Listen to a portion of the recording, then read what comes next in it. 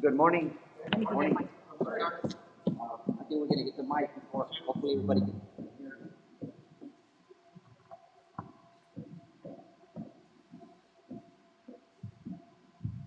Good morning. Good morning, students. Good morning, teachers, and our industry partners. Thank you for joining us. Thank you for being here and partaking in this event. We greatly appreciate that. On behalf of our superintendent of schools, Dr. Rene Gutierrez, and the rest of our cabinet members, both myself, Dr. Chavez, CTE Director, and also Ms. Vanessa Rivera, who's the CTE Director, also in charge of Stamp and Space. All this would not have been possible if it hadn't been for Ms. Rivera. So thank you, Ms. Rivera. Before I hand the microphone over to you, I just want to once again welcome you, and again thank you for allowing us your time and for being here judging the events of our students. I'm sure our students are very excited to be here and being able to display and showcase their projects under the engineering, design, and development. And without further ado, I will pass it over to Ms. Rivera. And Ms. Rivera, thank you once again for setting up this event for our students. And once again, thank you all. Thank you, Dr. Chavez. Thank you, gentlemen, for joining us this morning. It is a great, happy day for our students. These are our senior students that have worked very, very hard in our EDD capstone course. They followed the 4 years of our engineering pathway. And now in the capstone course, they're working on identifying a solution to a problem, figuring out, researching the area, coming up with a design for their solution. And today's the day that they will present to our panel. I want to now continue on and presenting our guest panelists. We first have Dr. Eric Tomasero. Thank you very much for joining us from UTRGV. Next, we have from the City of Brownsville Engineering Department, Mr. Hein Nguyen. Thank you so much for joining us. And we also have Dr. Jesus Gonzalez from UTRGV as well. Thank you very much. This morning, we do have a guest that we did invite as well. This is one of our former graduates from Porter High School. The person that we will be inviting this morning is Mr. Miguel Rivera. He is a Porter graduate that majored as a software engineer, graduated from what used to be UTB, before we have now TSD and now UTRGV. So he is a UTB graduate, and he will be joining us in a couple of minutes via Zoom to just share his experiences and talk about his story, where he's at, and what company he's currently working for. So before we begin, we have about a couple of minutes, about 4 more minutes. Dr. Tomasero, do you want to say a couple of words before we get started with the Zoom conference?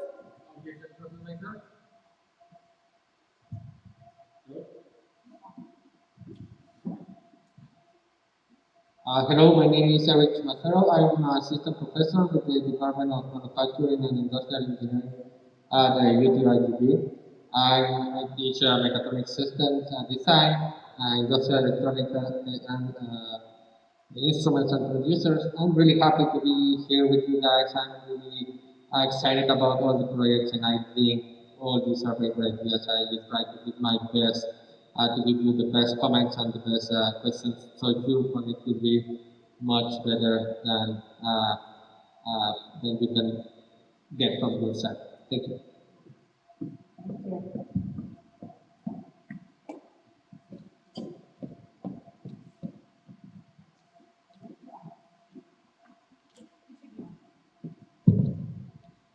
Good morning. Good morning, everybody. My name is Ingrid. I work as a designer engineering for the city of Brownsville, engineering and for department. I'm very happy to be here to see what you do and to see your idea, your work. And I hope you guys will learn from another team, another group, and to be better for your project. Thank you. You don't have to.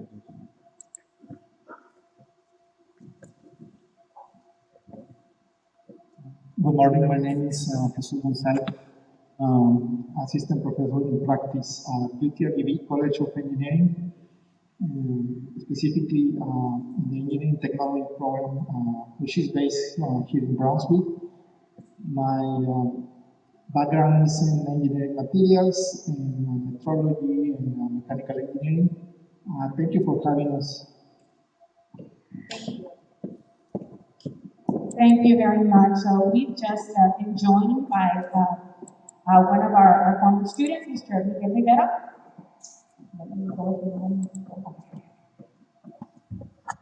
Thank you to our panelists for joining us. Can you hear us, Mr. Rivera?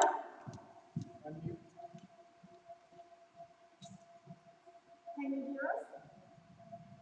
Yeah, I can barely hear you, but let me turn up my audio. There we go. Okay, thank you so much for joining us this morning. I briefly introduced you already, so if you'd like to go ahead and begin, thank you once again. Oh, you're very welcome, and I'm very happy to be here. Thanks for having me. So, my name is Miguel Rivera, and I am a software engineer for Boeing. That is my current position. First and foremost, I want to express that I'm very proud to know that there are many more young minds in Brownsville expressing interest in engineering. And although it's a very difficult and a very fulfilling career, it has many benefits. We're able to work behind many of the technologies that are used by everyone. And I'm a proud product of the ISD education system. So I attended Longoria Elementary, moved on to Cummings Middle School, and Porter High School.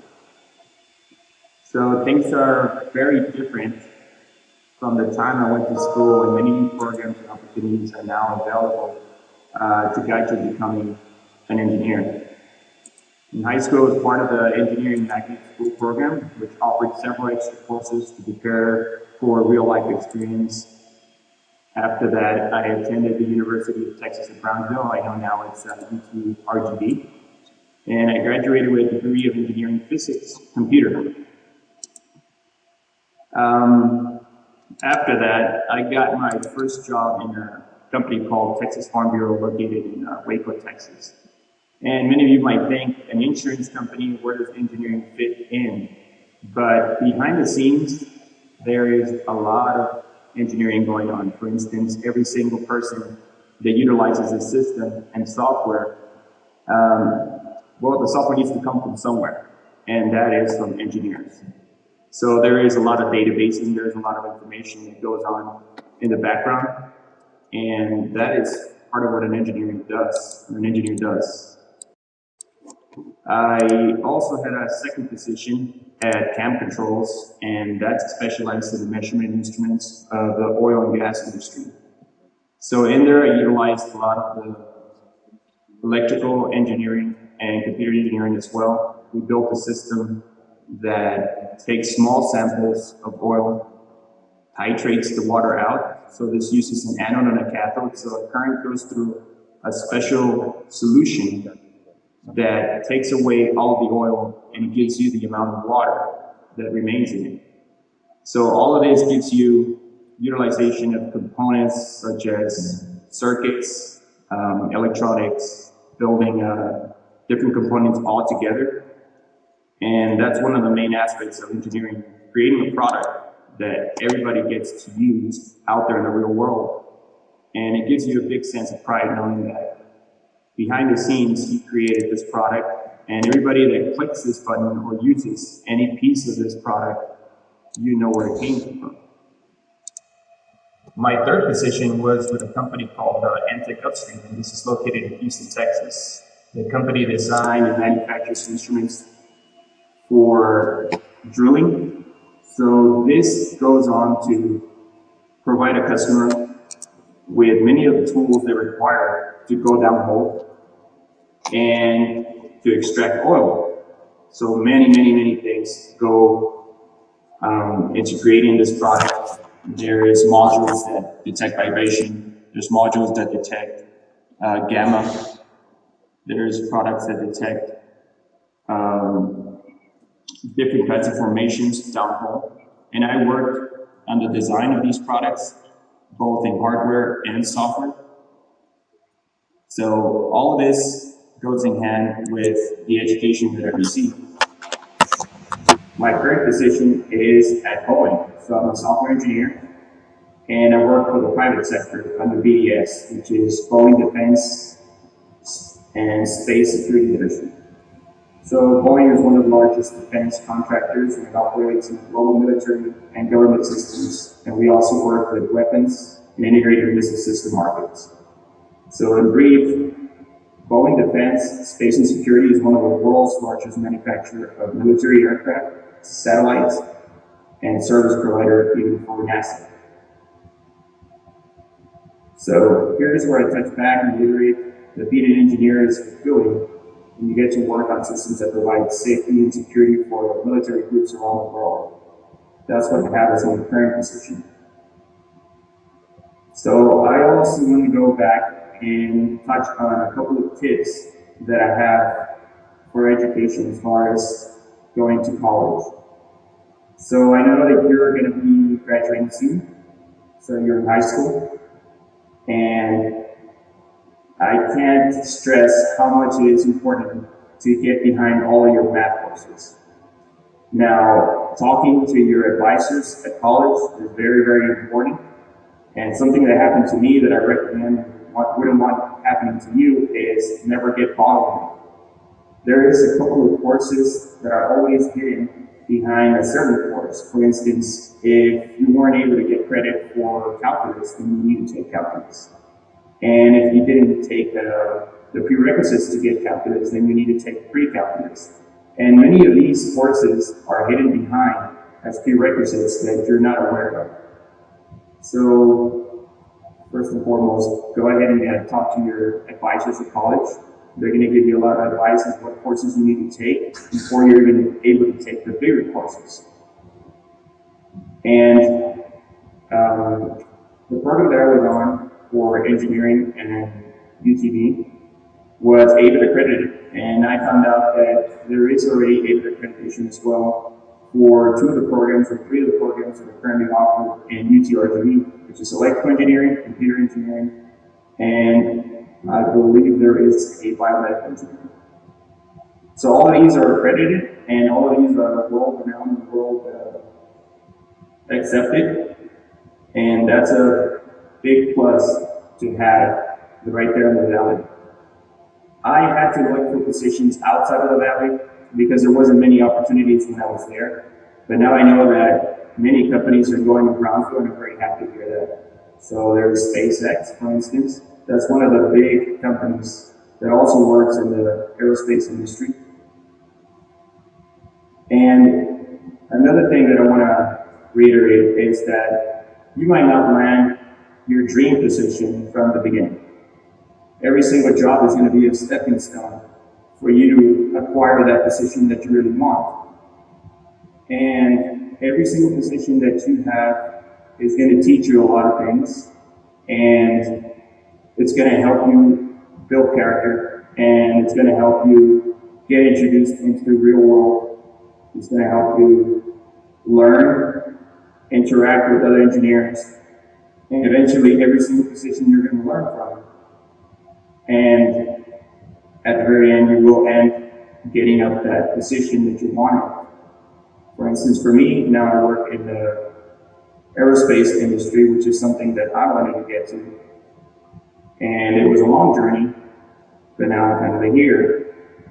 And like I mentioned, I'm a product of the ISD system. So if I could do it, then everyone else that's listening can do it too.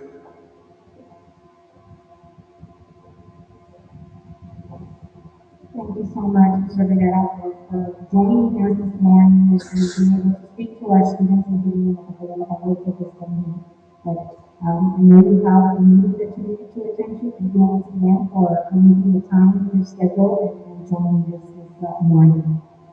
You're very welcome, and thank you for having me. Thank you. And we will hope to see you soon in other presentations that we have to come. So thank you so much. Bye. Bye.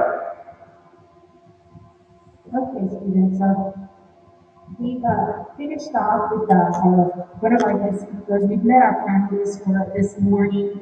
We're going to go ahead and continue with the first presentation scheduled for 10 a.m. This will be from Tanner High School. Panelists, you do have a folder with your schedule as far as who the students will be that will be presenting. We have our first entry, that is the Spandex race. We have students Gabriel Banda and Daniel Serna that will be presenting this morning. Students, thank you very much for being here. Just a reminder, we have a 10-minute presentation time frame, and then we will give the mic over to our panelists who go ahead and provide us insightful feedback for you all.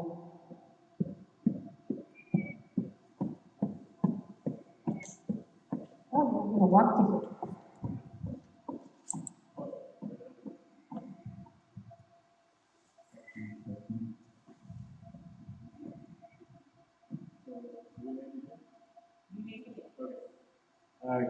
Good morning, everybody. It's a great pleasure to be here today and represent Honolulu College High School. My name is Gabriel Banda, and my partner is Daniel Serna. And today we're going to be presenting to you our upper body posture corrector.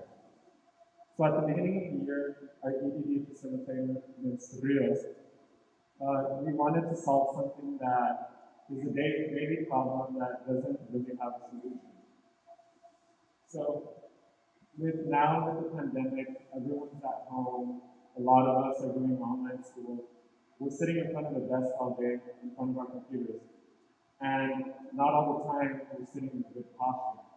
So that's why we wanted to create a device that could fix posture, especially for us young adults who still have so much to grow, and the sooner this problem is fixed, the better.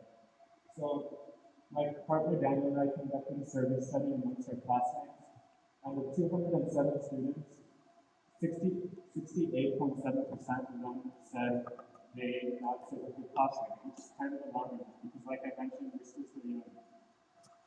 So the objective of this project was to create something that's comfortable, affordable, and safe. Alright, so I'm gonna say, some of our design requirements that we were looking at was one of our main was cost, especially down here in the valley, since we're not as big area. Cost we wanted to make sure it was affordable for everyone, especially when that's the stuff. So cost of getting design criteria is actually durability. We noticed from the other products that we saw, a lot of them had problems with washing. We wanted to know that we could keep clean, they didn't have to keep rebuying and buying. So a lot of them can be great. As well as ours is thinner material compared to a lot of other products that we saw in the black faces. So we want to make sure, because it's kind of embarrassing, some would say, to have a black face on.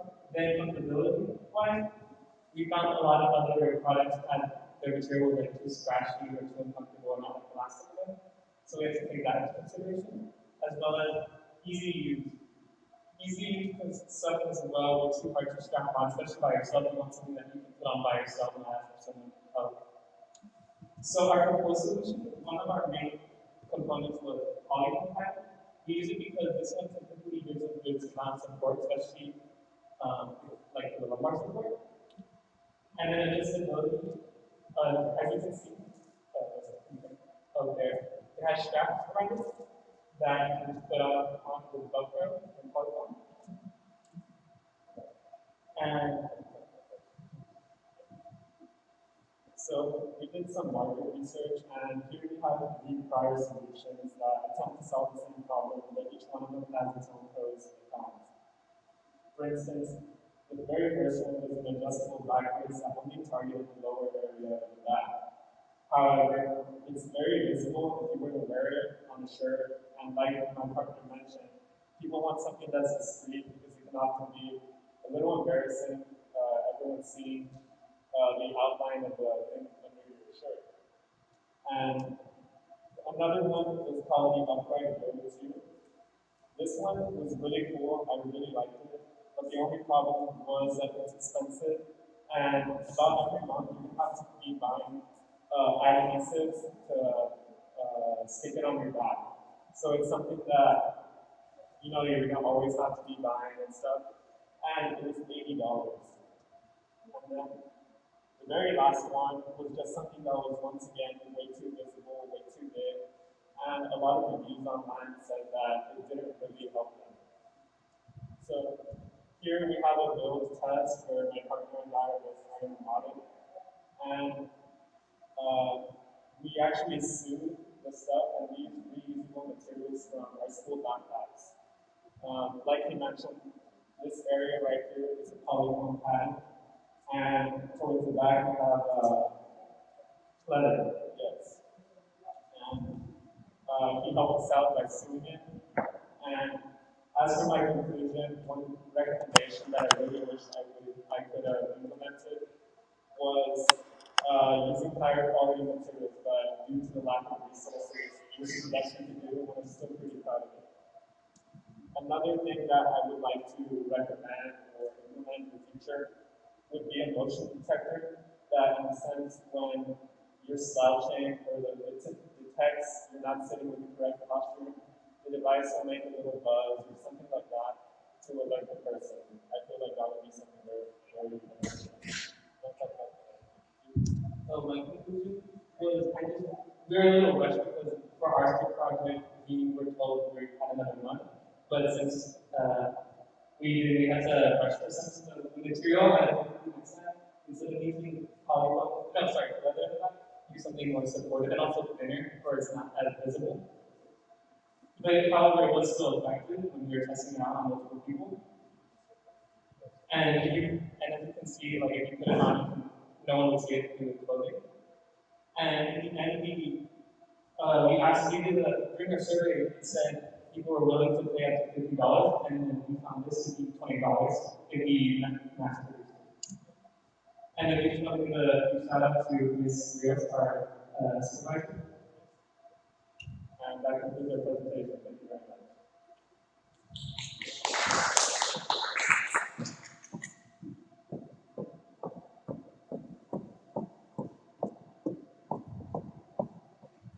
Students, well done. Now at this time, I would like to enroll in the panelists and Dr. Gonzalez.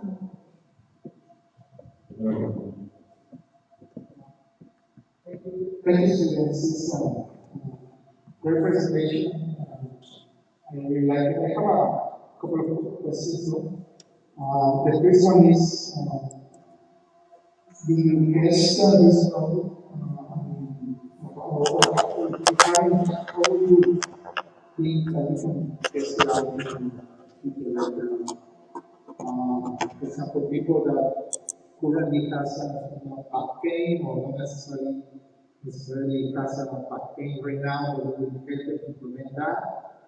So what is the target? It's just prevention, right? That's We really wish we could have tested it amongst other people, but it was a little bit difficult to, be in person with other people.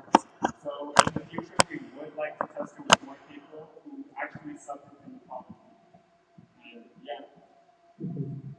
Okay, and how do you imagine that would be these tests to improve the efficiency or the efficacy of these devices? Probably, I don't know, I'm thinking in terms of reducing pain or being able to see certain amount of hours. What can you think about it? How would you say, yeah, it works or not really works, or probably works under these conditions? We probably want to get a wider study and use, someone our age that has cardiac problems and let them try it on for, say, a month or so. Or perhaps a year period and see the difference as well as we compare with our backpacks that also have backpacks to try it on and see the progression through both of them and compare and see if they improve or not. Excellent. That sounds like a plan.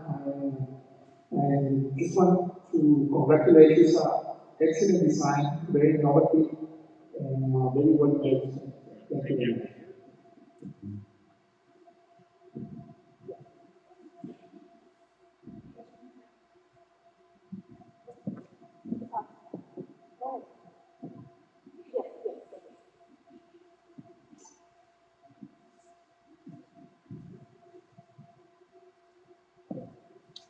recording, is this recording even in your spot?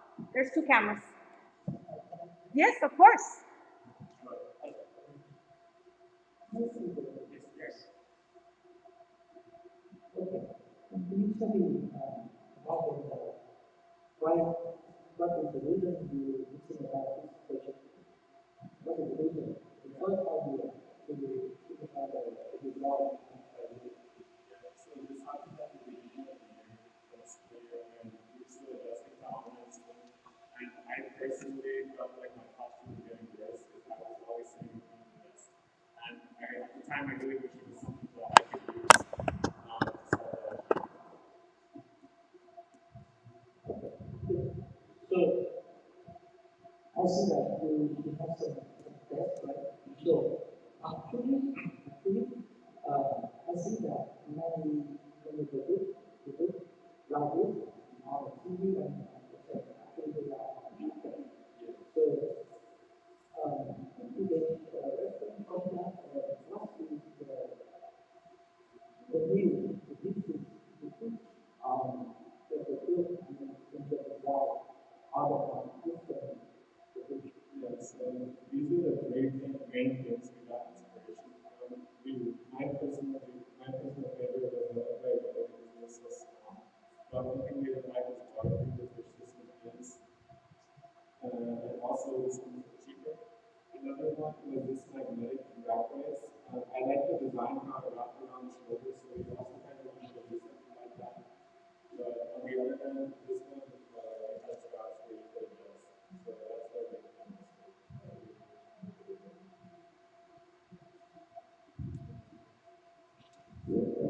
So my question, another question is, you know that people here somehow have a big side, right? So how big the side of them?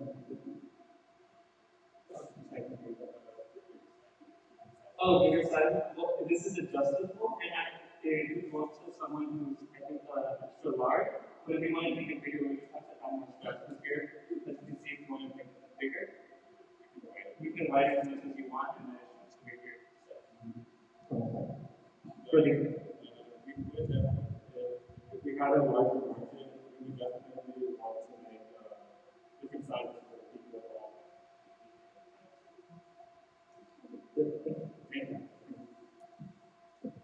Thank you.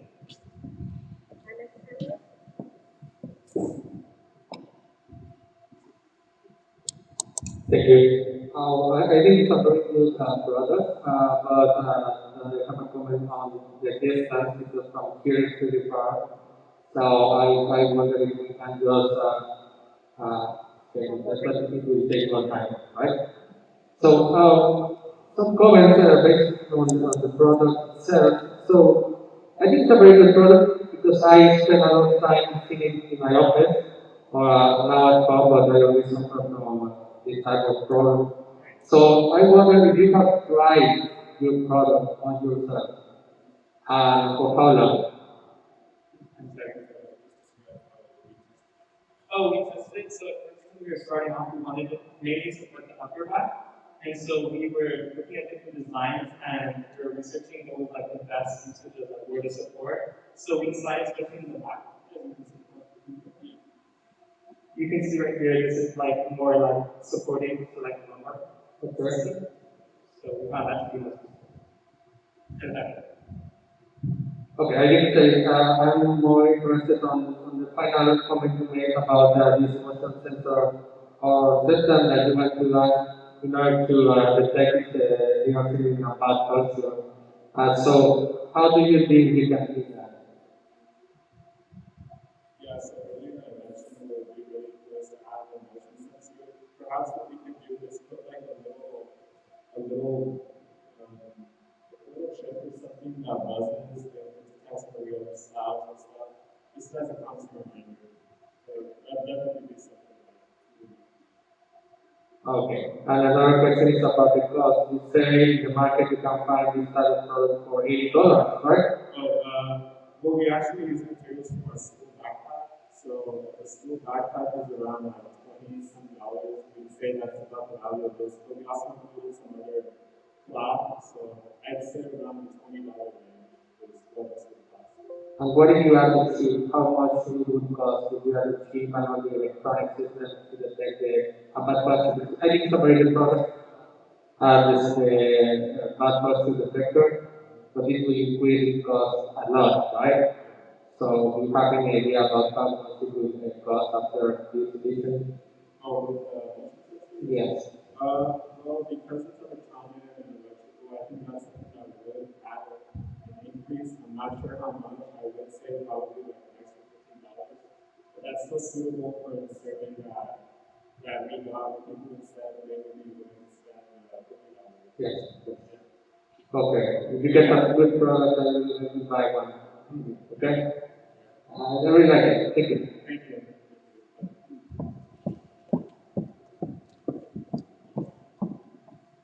Thank you very much, students. Please, give them a round of applause. You did an awesome job. Thank you. Thank you to our panelists. Is there any other comments that you would like to have? No? We're good? Thank you very much, students, for joining us today. You can go ahead. Thank you. Bye-bye. Okay, we're going to go on to our next presentation. That will be a student from Lopez Early College High School. Her name is Jamie Guzman. She is here to talk to us about her Improving Jailer's Vest.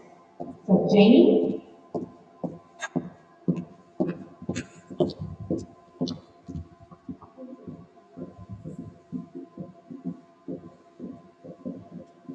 Thank you. Good morning. I'm here to present my senior project.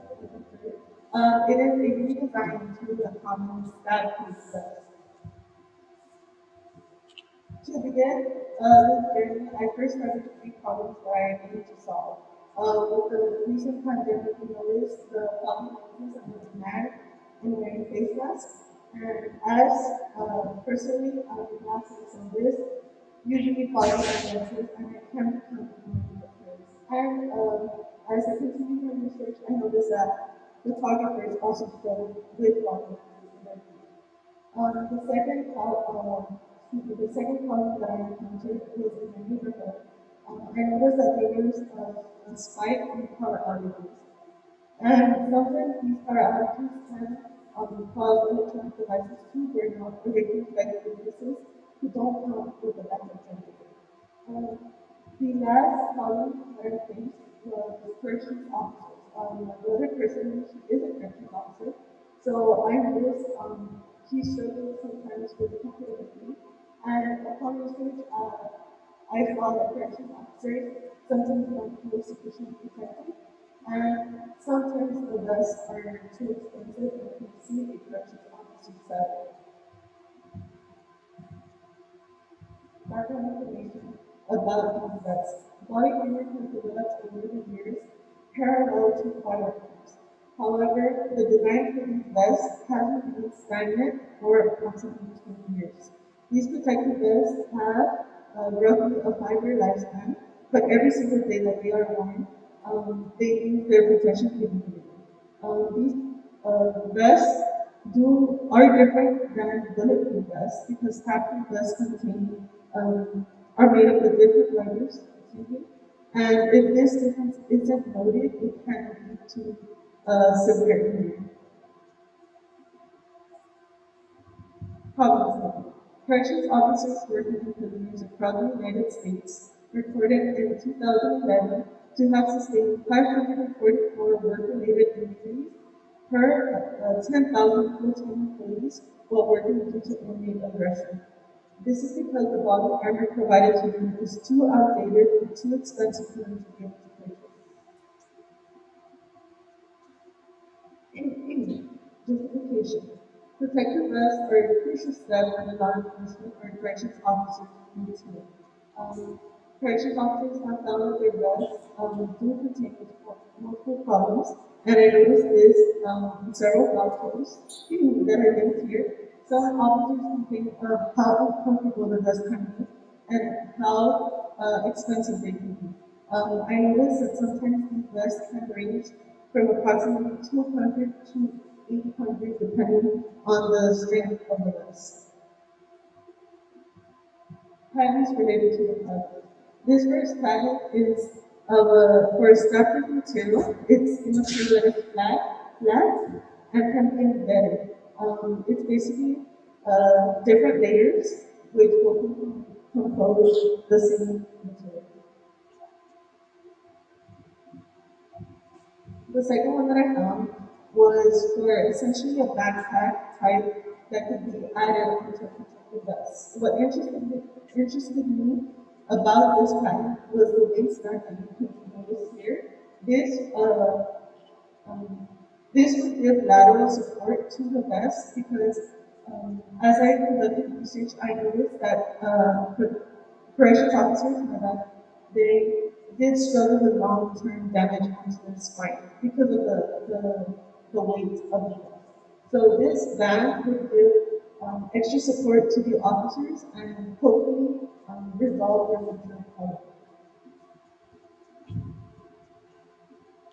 The third patent that I found was for a lightweight fabric-based body armor. This was a patent that really sparked my interest because it's a seemingly such a simple material, but it can prevent penetration from sharp objects as seen in figure 1C and 1B. This patent refers to invention that consists of resistant garments and it can be layered and it can be attached to any lever technique. This patent that I found was for a ventilation system to be added onto a vest. This is essentially a second vest that can go under the garment and it gives spacing in between one's body and the actual vest to allow airflow to go through. This will help with comfortability, and with that gets strapped as they shift goes through. This final pattern that I found was how I wanted to structure my vest. I wanted to include more coverage than what is currently seen, which is that gaps that open shoulder and sometimes exposed side. I wanted to make sure that it covered most of the back and most of the sides. That way, there was less room for the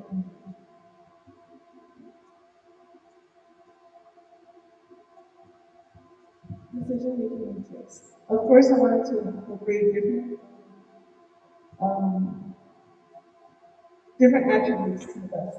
I'm sorry. I wanted to make sure it was reliable, safe, aesthetically pleasing, and had an ergonomic component as well as that it operated, of course. I ended up choosing the frontal zip-up vest with removable seams. However, upon the materials I had done, I did have to make several alterations. Um, For my technical drawing as pictured, it is fairly similar to the final text that I showed. However, it does not contain a hoodie. The findings discovered when researching for innovations, they can seem simple, especially the lightweight fabric, but it is very strong and very resistant. As I mentioned, it hopefully will be structured like long sleeves. However, it will have the stack-proof material embedded onto it. And I was, of course, open to modifications as I develop materials listing. As a substitution for the lightweight fabric, I I use seatbelts, actually, donated by the local vendor. These seatbelts have essentially the closest structure I could find to this patented material. I also use black fabric donated by a local tailor. This fabric would be implemented as a base layer and as a top layer to cover the appearance of the seatbelts. My third material was a yard and stretching fabric. This was used as the ergonomic component, which totaled to approximately $5. The fourth material is a $3 jacket zipper. This is going to be used obviously to take on and off the vest, and it'll also hold the vest together. I also use black sewing thread, scissors spun at home, and a special sewing machine, but I use that with my tape. Procedure. First, I hired the staff members. Once I had the documents, I started putting them onto the base layer of cloth along with the measurements for the sleeves. I cut out three sections. It would be two front pieces, two front panels, and then the back panel. And then I also cut out the two sleeves. Next, I separated the front pieces from the back piece and the sleeves. I started sewing the seatbelts in a horizontal direction, and once I ended from the front panel for approximately like an inch, I cut it off, and I continued this procedure all the way through onto the second panel and the back panel as well. I repeated this process, and for a second time, upon the whole vest, and that way it had protection. Then I added a recount fabric to either side of the back piece in order to connect it to the front pieces. Once I had a seamlessly structured vest, I added the jacket zipper in order to connect all of it together. And finally, I added the top layer of cloth, including the sleeves. This would be in the same manner, but I concentrated on the hands, that way the vest would get dismantled. This picture here is the process of adding the first layer of seatbelts onto the base of the fabric. Here is the amount of fabric that should be left over from the top and the bottom pieces. I did want to make sure they put if they want to tuck it into their pants, that way once they raise their hands, they won't like move or budge. Here is the result of adding the ergonomic fabric onto the sides of the vest in order to connect that back and front piece. And here is the result of adding the jacket zipper onto the two front pieces in order to connect. This is a finished prototype. As you can see here, it's just how it would be, just like a crew-neck, the structure of the crew-neck, but it does have the seatbelts incorporated into it. And as you can see, it's not that thick as normal vests appear to be, and it's not as heavy either. Test the prototype. In order to test the true limits of the vest, two experiments were conducted. The first experiment was going to determine the maximum force that could apply onto the vest through a set of static repetitions and increasing the force into the vest. The second test used the range of force that it took to almost penetrate the vest in a set of 10 consecutive repetitions to determine the effectiveness of the vest.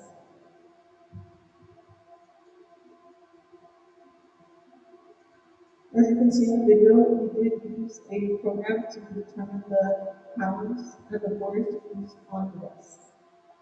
The results of these tests were, they proved to be very informative and, in my opinion, successful. For the first test, the vest was penetrated with using a force of 86.3 pounds. Upon usage, I noticed that it was the maximum force applied onto a punch from a UFC boxer was roughly 70 pounds, 72 pounds. So this vest proved to be very, very effective. The second experiment resulted in a 90% effectiveness when using a force range of 60 to 75 pounds, that range being what almost penetrated the vest of the knee. And in conclusion, the redesign of the statue vest has proven to function as intended. This reinforcement will be the future of protective fabrics. I'd like to acknowledge and thank Dr. Gonzalez, Mr. Suarez, my aunt, Maria Ibarra, and my brother Fernando Islam for the continued help and support. Thank you.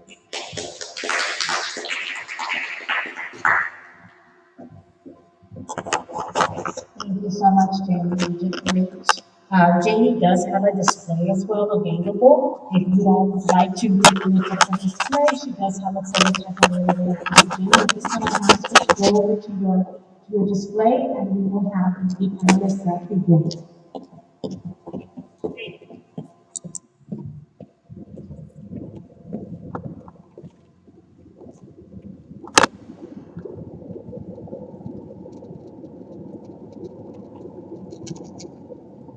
Okay, well, congratulations for a great presentation. Well, I'm very familiar with your project because I've been present in some of your presentations with Mr. Valdez during this semester, and as well I was able to participate in the final station, which was the testing. I just have two questions for you. The first one is, based on the results that you observed during the testing, what changes or improvements would you make to the product after, observing those results, analyzing the results? What would you do next? The first tips that I would make was instead of leaving a hem in between the seatbelts, because sometimes the instrument that was penetrated with it has hem, and eventually it will just go through the two top fabric and the bottom fabric. I would like to implement layers which would not leave room for that just simple fabric to go through. And obviously the second improvement would be to use actual fabric material instead of just logo printed seatbelts. Okay, thank you. And the second question is, during this semester, you were engaged in research, in fabrication, testing, and I want to know what is your reflection about this? Is something that you expected to happen as it happened? Did you like it? Did you like it? Was it hard? So I guess it was a new experience for you. Because you're very young, you're in high school. So what can you tell us about it, about this process that you followed this semester? This process did not go as planned. I knew that it would be a lengthy process, but sometimes I was on the curveball. My initial experience was completely different to the one that I presented today, and it was a 180 that we had to take in order to ensure that we were getting the best results out of the test.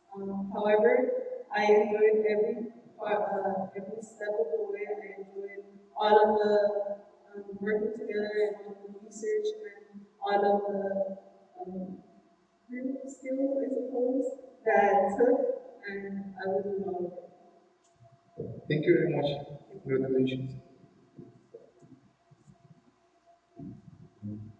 Yes, and you're welcome to come on up and take a look at the project.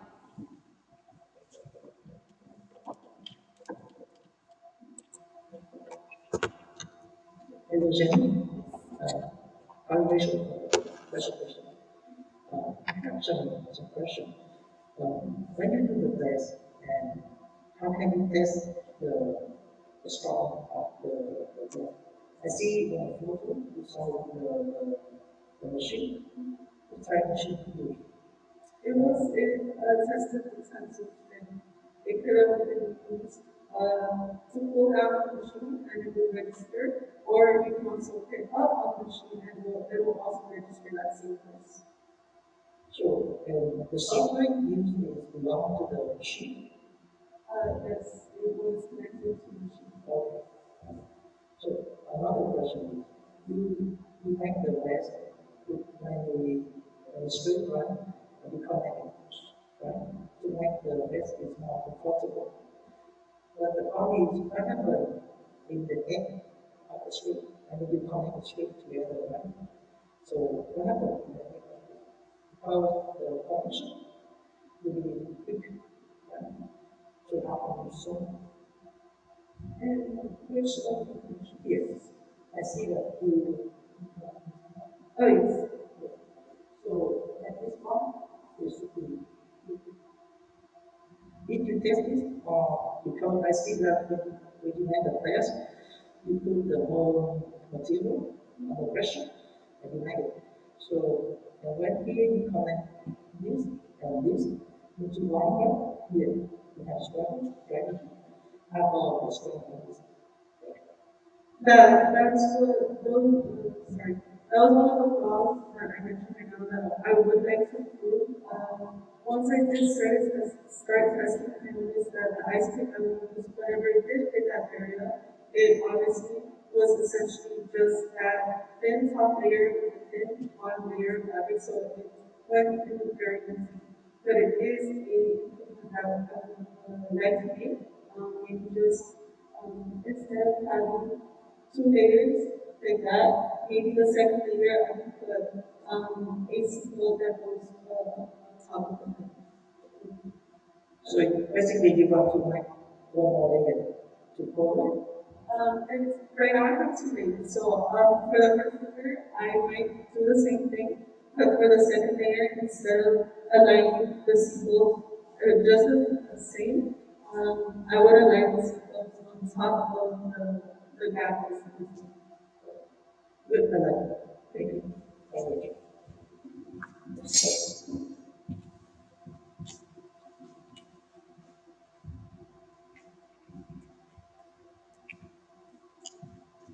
Okay, so I have some comments and one or two questions.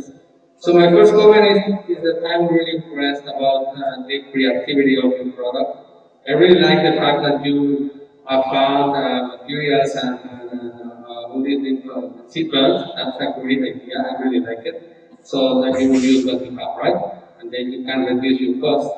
Obviously, if you plan to produce this in mass, that will not be possible, right? Obviously, you will need to buy all your links to your because it's great. I really like it. Another thing is it's about the test you made. I think it's a great idea to test this thing for what type of forces or magnitude of forces it can support before calibration. So I would like to know what is the usual forces that this type of product need to support in order to be in the market. Because you got 80 pounds, right? 80 something pounds. So what is the requirements from the government in order to name this thing as a star-proof vest? There isn't a specific course that I found, but as I mentioned, I did do research and I found that the maximum force exerted by a fighter or a bouncer was 70, approximately 72 pounds. So my guys can withstand 10, like 10 more pounds than what is expected of us. Okay, and what about the speed of the velocity of the line? Because obviously it's not the same if I just push with a force, right? Get some impulse and I push pinch a guy, right? So what is the difference in the resistance of the material to a constant force or to a knife traveling at probably 10 meters per second? Is there any idea about if they can support less force but higher speed? That was actually what we tested with the first experiment. We did approximately distance, how to say, about 10 feet, and we noticed that that speed could predict as much as so once we took into account real life situations where someone will not actually have a baseline where they're trying to trying to distance up, we decided to use one foot. So instead, we figured that they would go past here from their waist. So we used that one foot to measure that one second. Okay. Well, I have no more comment questions. Just it's a very good product. I really like it. Thank you.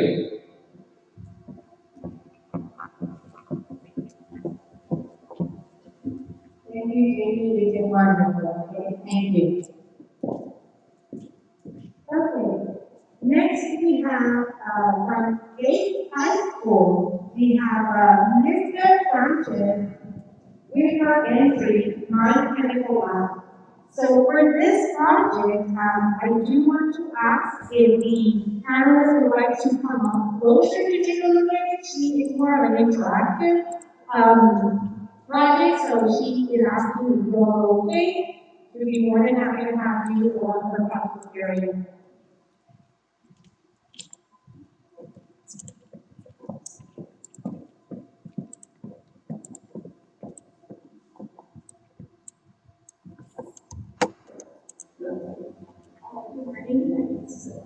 design, engineering design, and building process.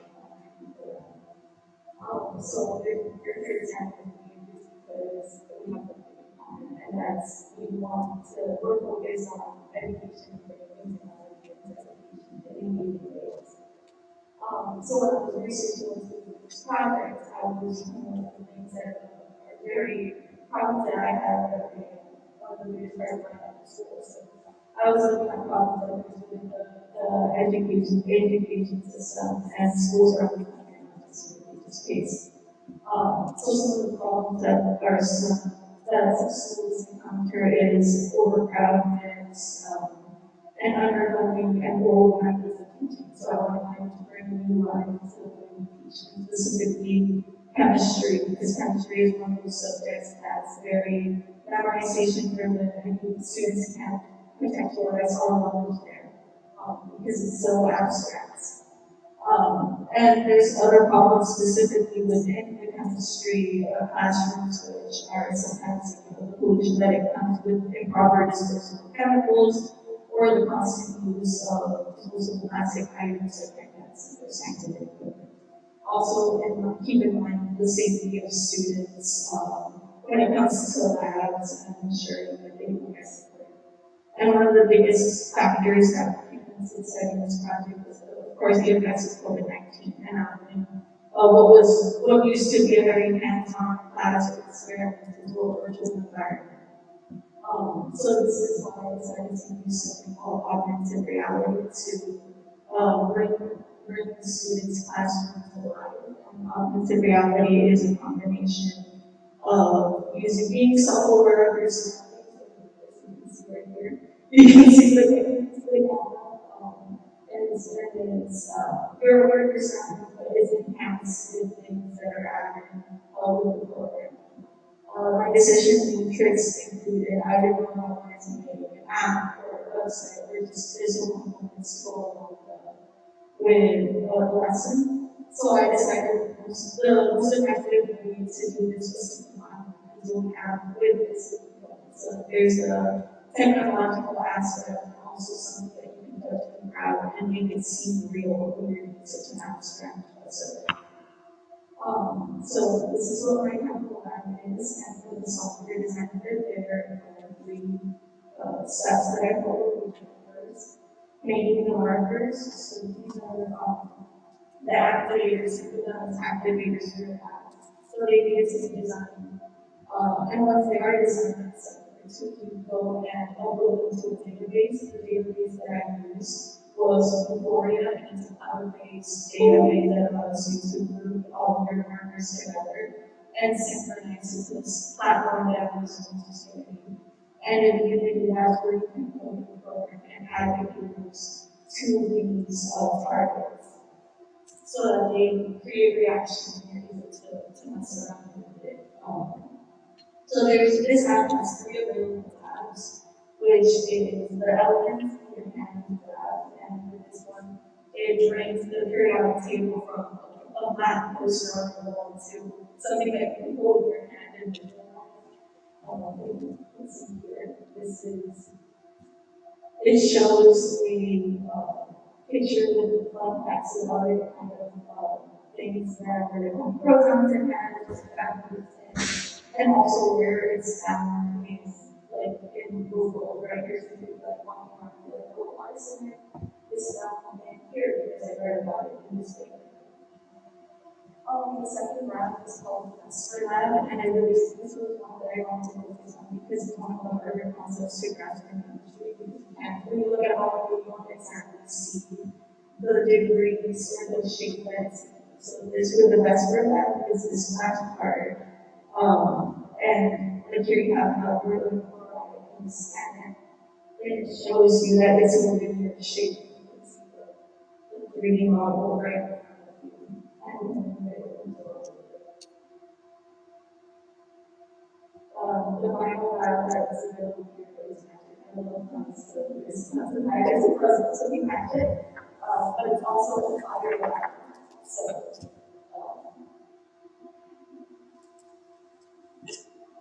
So it has three different components, which is the plane, the alcohol, and the chemical. you can see that by themselves, because in real life, like they wouldn't be activated like that. But it's not until you put them all together that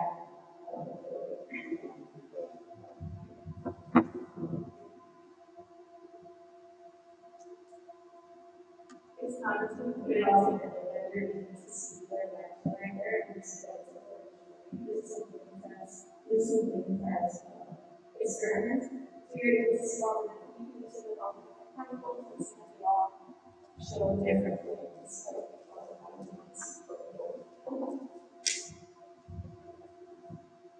So when you combine the alcohol and the chemicals in the match, it shows you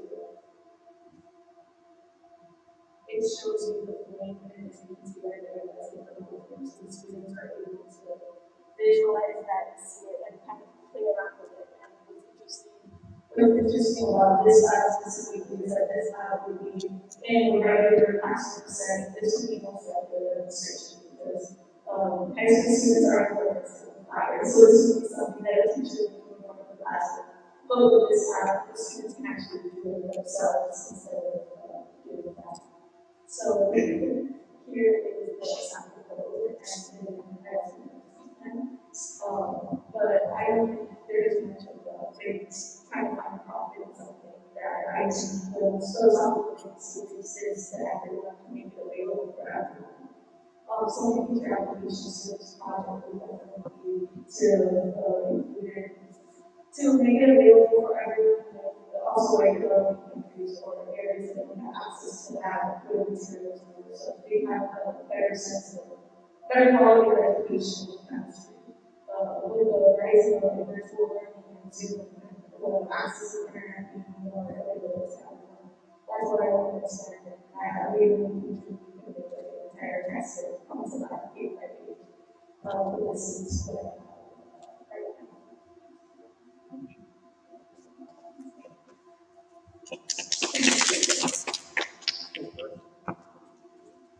Wonderful. Thank you so much. Thank you. Go ahead. Yeah. Thank you, Liz. It's Lisbeth, right? Listen, it's amazing. I never seen something like this. I'm surprised. I have kids and they struggle with chemistry. And the reason they struggle with chemistry is because, as you said, many concepts, many new things, and it's difficult to get a grasp of those concepts if you don't actually see them. So your solution is tackling that problem. And this is very innovative. You're making use of technology and also combining this with hands-on. So the only question that I have is when and where can I buy one? Right now, it was a little bit more local here, and so it's not available on stores. I was just kidding. I mean, my comment is that this is great. It works. It's very well done.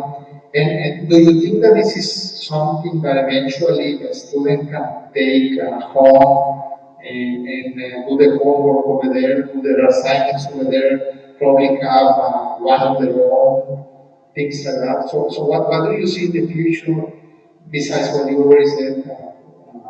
Yeah, definitely. Like, I think a year ago, none of us thought we would be doing this virtually live stream or have all this technology already around. So, but definitely, that's why the markers aren't as extravagant as they would be because they're the way I designed them so that they can be as PDFs and the teacher can just email it to the student. If they have access to a printer or not, they can also be laminated so that you can do them. But it's something that is super easy to just print and students can have available. So that's to that future aspect. It could be, if I add more of those, it's simple designs that could be easily printed. Now, this one will can apply to physics also, for example, or even math, right? And so it's great. Thank you.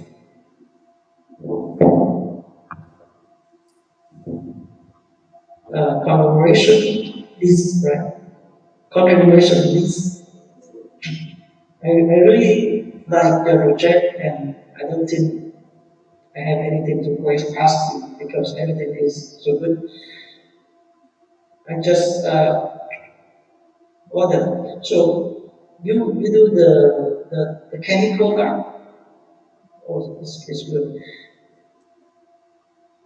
Yes, I see. Actually, now I see many company have some application on the iPhone, similar like you. But you focus in the chemical is very good idea. Yes, I like it. Thank you. Okay, so I think I have the same comments as Jesus and Guillermo. This is an impressive project. I really like it. It's just that I have a 6 years old girl, so I hope by the time she's 10 or 12, we have this thing available in the market, and I will buy one needed. So that's great. So just two questions. Do you plan to expand this for lab or electronics lab or any other topic that is good for students to know? Yeah, I definitely plan to expand more subjects and more inclusive classes. But I think it might have to be for some projects and how many people want to help. So it will be something that I might work on myself. Okay, I think this is like a true baby, so you need to make it grow and don't allow anybody to touch it. It's kind of something because it's yours. So what do you plan for your future? So, I mean, in the college, do you plan to study software engineering or something? It's actually the opposite of that. I started first with chemistry and because it was a big chemistry class because I want to focus on biomedical engineering, so that's why I was having a little bit of chemistry class. This was the one that fix it. But after this, I went to a couple of computer science classes and decided. Okay, so we will be very happy if you come to engineering technology. We have your student, a very good student like you. I think you are really talented, so that's great. What about the program? Do you have any structure program? Because it's really fun that you see this type of subjects, but the program. So,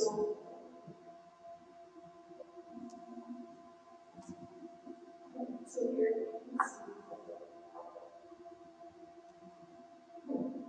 So here you can see this is the development side. I'm programming and first what I do is I upload markers so you can see here. No, I mean the structure and the Oh, okay. So right now, I think it's kind of a little bit vague different on purpose, so that the speaker can have their own twist on it and incorporate it to their lessons. Also, it's not that much to but these are the labs that could fit in any classroom that I want. Right. What is the program? The programming languages is the way you put the marker here, and then let's say here is elements, and I moved it, and then out here I send it to the database tutorial, and here's where all my data is found. I sync it to the one that I want, and then we put the add components. So in this case, my component was to add material, like kind of advance over it once that marker is identified. So I added the pictures, the these all these little factors, and we put the add component here, and it able to personalize what we want to do. That's great. Thank you. I have one more question, please. So how do you see this practical work in a classroom setting up, would you say something that everything is already made, all the numbers, all the outcomes, or do you think that this should be something that the teacher in the classroom should be able to tweak every day to make it more fluid for, I mean, depending on the class? Yeah, so each classroom is completely different, so I wanted the teacher to come in and be able to be like, this is my lesson, I'll add this to it to make it more engaging, as opposed to like, this is the lesson, how I'm going to work around it. I want it to be very teacher-centered, so that way they can have their own powerful, their own thing, and add that as a really engaging component. Thank you very much, Estelle. You did great. Thank you. Anything else to add? No? Okay, and with that, thank you for joining us today. Yes, we may take your laptop, please do. Thank you. Okay. Well, panelists, we're going to do one more entry and then we will take a break. The next entry will be an entry from Porter Early College High School. That is the pitching machine by Aaron Hernandez and Christopher Sauceda. Students, do you need the panelists here close by? Yes? So panelists, if you'd like to join them. It's a bit of a distance and I'm making you all do your workout for today. Thank you. And this is our project. So the problem that we had was we're baseball players, so sorry.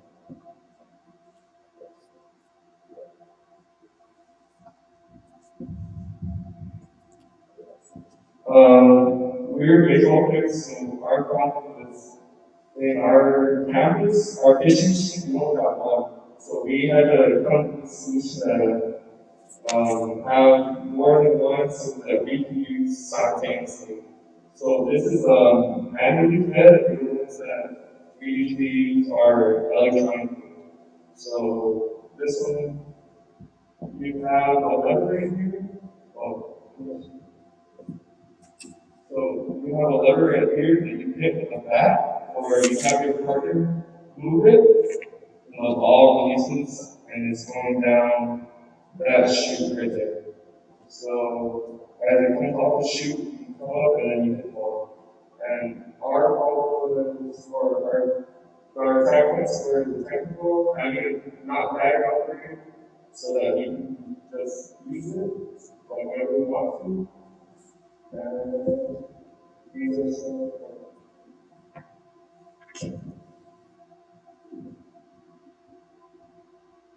These are the first solutions. So these are all the machines that are battery operated or use electricity. And yeah, those are the solutions.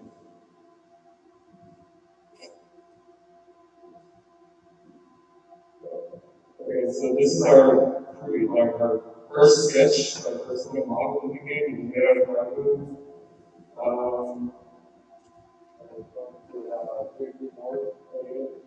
These are 3D model that we can do. We also added phrase to get the design for work and right now we have it already done. It's right here. We use the last part we use one. I use it.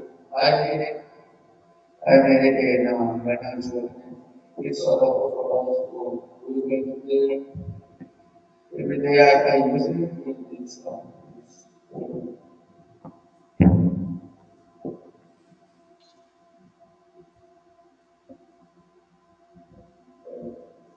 these are extra functions that we had to consider. If components are going to fit, we had to make sure that everything was well functioning. So we had to duplicate this and make it to where it was on a little swivel. So the little bar would move and the ball would come out. and we made it mainly out of recycled materials. So it's like rusted rebar and stuff on the ground. So we sanded it down, and we ended up putting it together to make the bridge.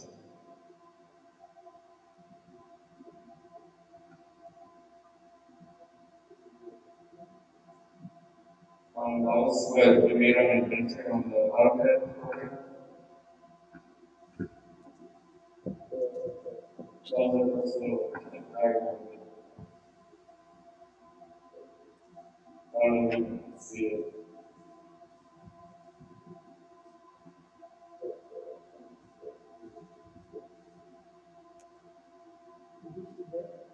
Yes.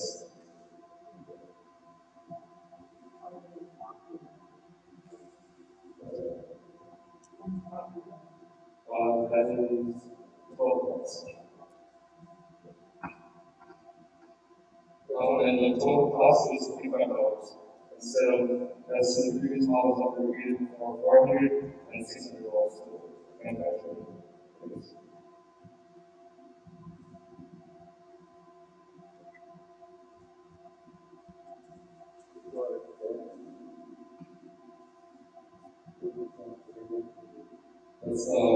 That's the steel that we found from the rebar and the other costs, or the other manufacturers that provide the steel.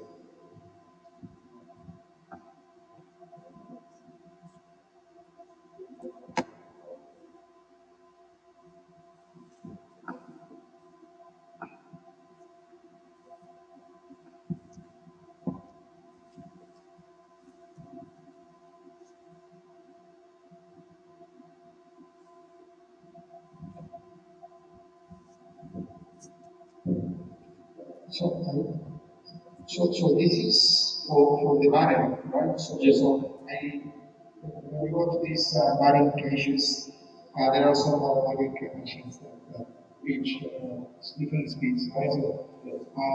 So this one is not electrically powered, right? So this is It's more gravity. so you see the baseball and then you will start releasing automatically. Oh, okay. And were you able to check the speed or things like that? I mean, it will. It's not like at the same speed, but because everything will go really high on the machine. Okay. And how many baseballs can fly? 10. Okay, so you keep that 10 baseballs and then it will start releasing. Okay. Okay, so you will start releasing them one by one, and you will start. Okay. All right. And did you finish the prototype already, or you still working? Okay. So, and did you test it already? Yes, it works. Oh, it works. Yeah. It works. Oh, okay. All right. Yeah, it's very very. I mean, what I like is I also play baseball right now, softball, but in the old days it was very difficult to go to the batting cages because I mean they're quite expensive. If you want to spend there a couple of hours practicing per day, it will be quite expensive if it is not in the school, right? So devices like this that you can have at home and still use them would be very very useful, especially when you don't have anyone to practice with. And so what do you say will be the total cost of your prototype in the finished product?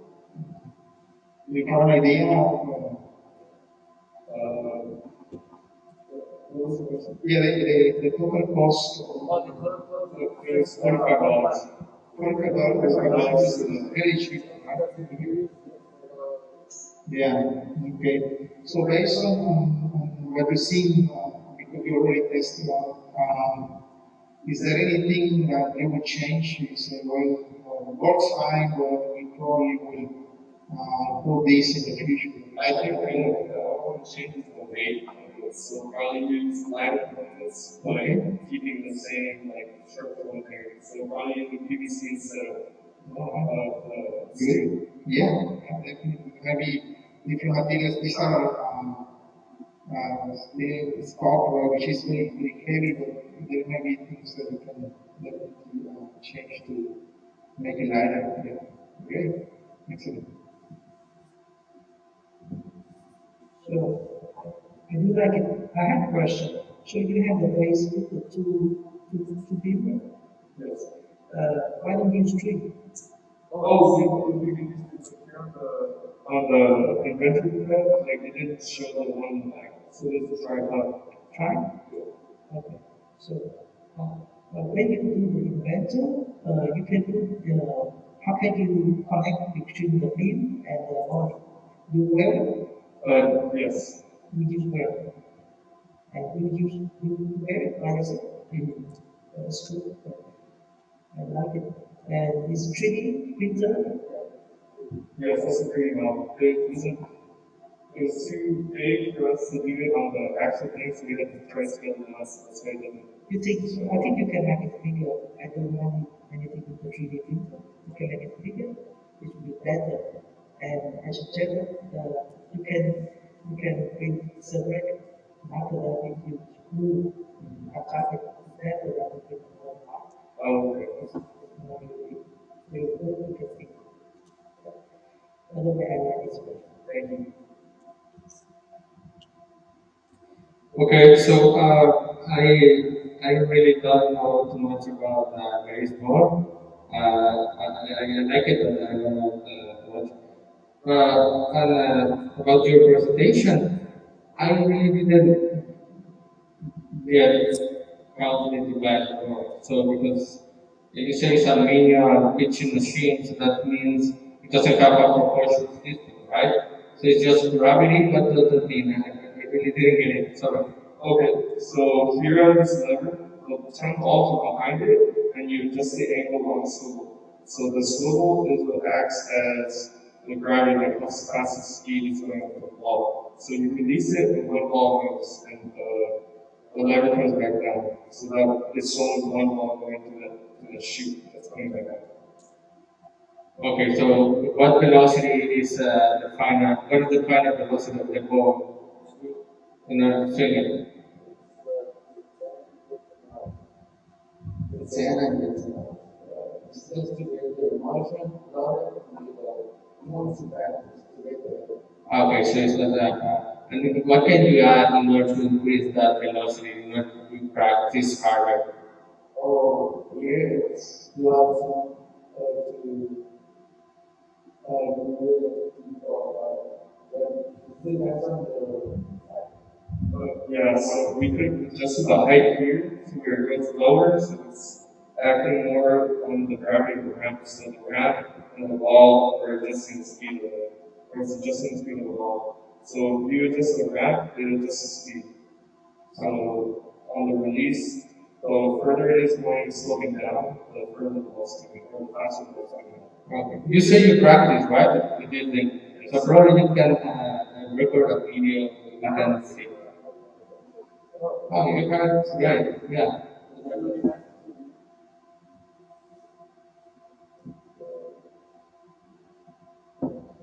Yeah, probably you can add a proportion system, so I have seen, yeah. And,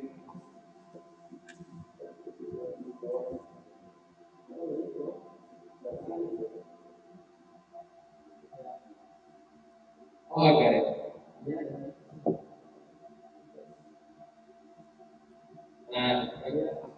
Okay.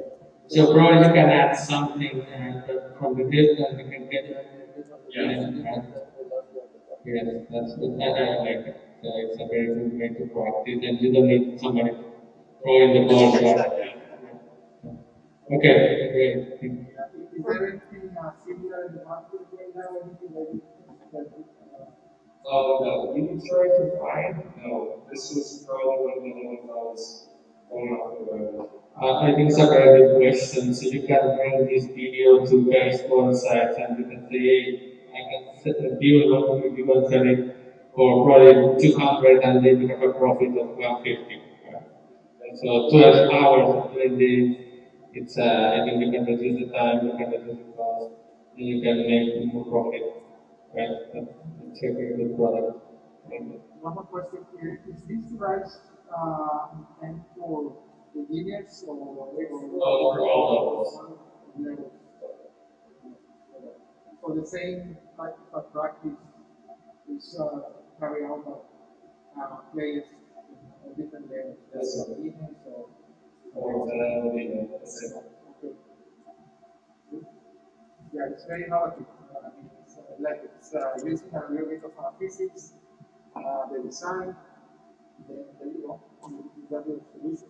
If you can add the propulsion system, that will be great. Yeah. Thank you. Thank you, students. Thank you, Byron and Christopher. You did an excellent job. Thank you for joining us today. Anything else to add, panelists? No? Okay. Thank you very much.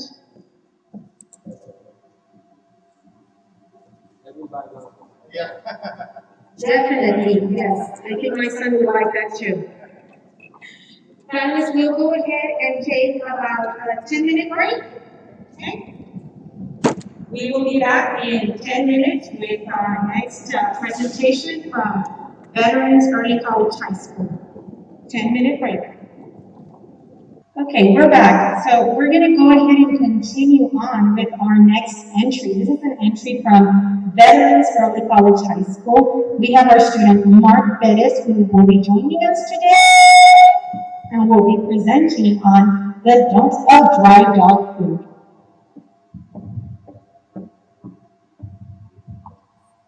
Thank you, ma'am. So as she said, my name is Mark Bettis, and my project is on the dumps of dry dog food.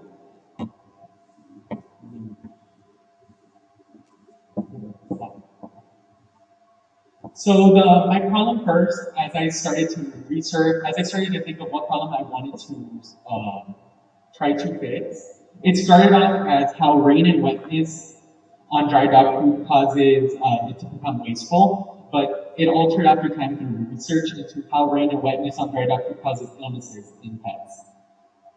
And if I can have the next slide.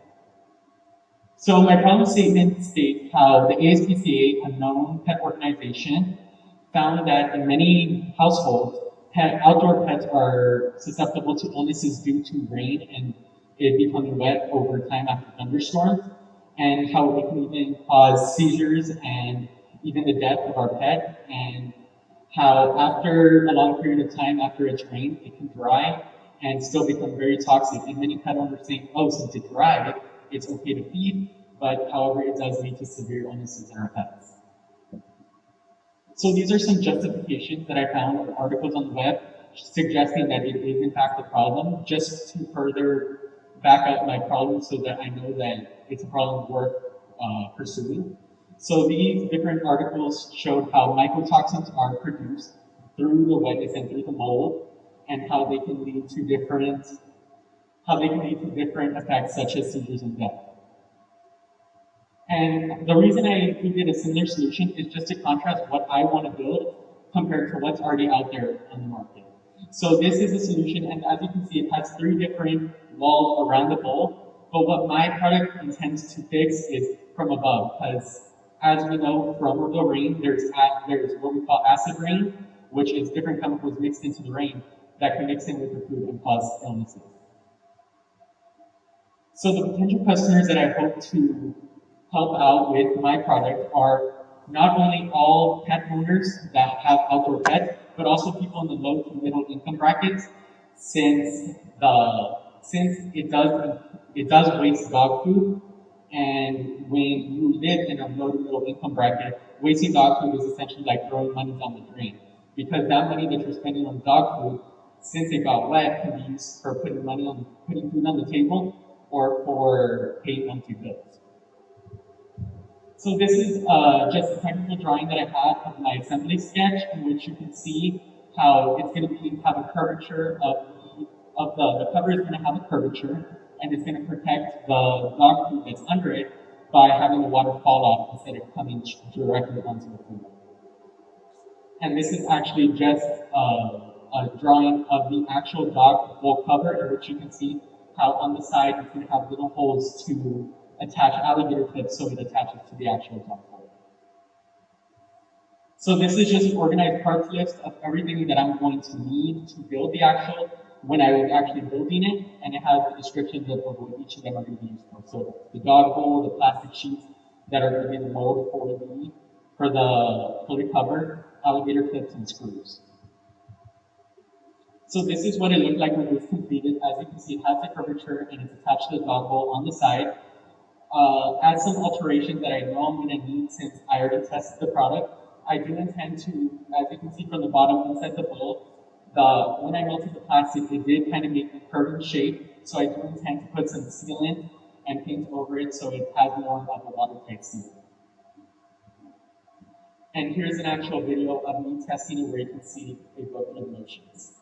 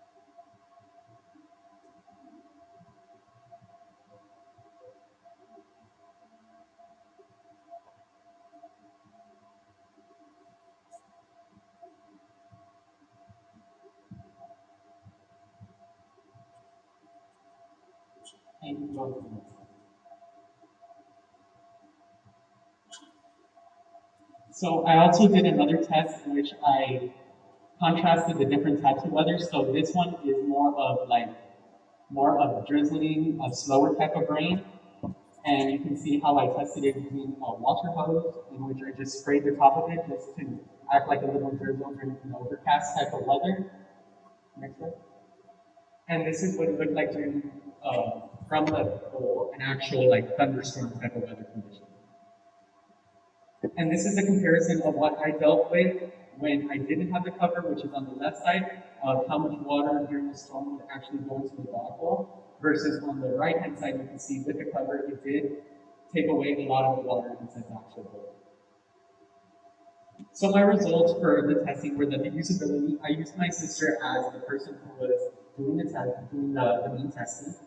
And the usability of the dog bowl cover was very low. It's on a scale of 1 to 5, 5 being great and 1 being not so great.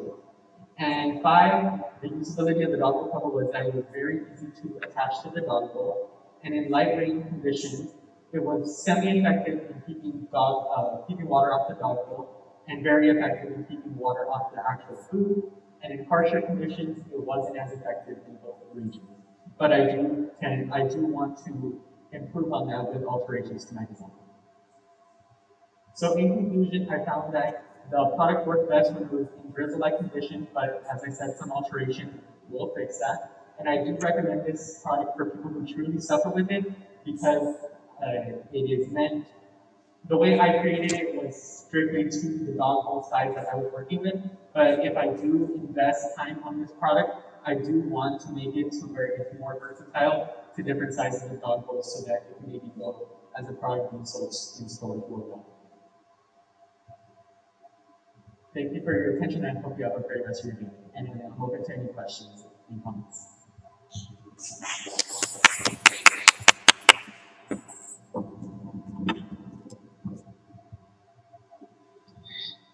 Okay, should I start or? Okay. So it's basically what I understood is a cover for the bowl, right? So to keep the rain away. I think it's a good idea to protect the food for the dogs. Normally we don't think about it, right? So we just put, I don't have dogs, I had dogs in the past, but then normally we just put the food there and okay, it's your problem now, right? We don't care about that food can also be wasted and can be dangerous and poisonous for them. So it's a very good thing that you take care of the dogs and be worried about that. I like that part of the project because of the animals. So what I understood is basically you cover the bar with your plastic device, and then the problem that I found here is in your test you put water on it for probably 30 seconds, right? And then with the cover and without the cover. But normally when it rains for more than probably 30 minutes. So after raining for 30 minutes, I think both bowls will be filled of water even with the cover, right? Just because of the time. So what if you cover the whole bowl? What happens if you cover the whole bowl is basically probably the dog will not be able to eat from it because it will have some problems. So what about a cover that can move whenever the dog approach it? It's not electronic, just some mobile device like the bins, right? The trash bins that can move, but it keeps covered when the dog is not there. So probably that will be something uh, good in order to prevent water entering the bowl. Uh, yeah, basically it's that. And the other thing is it covers the rain, right? It covers the bowl from the rain. But what about humidity in the air?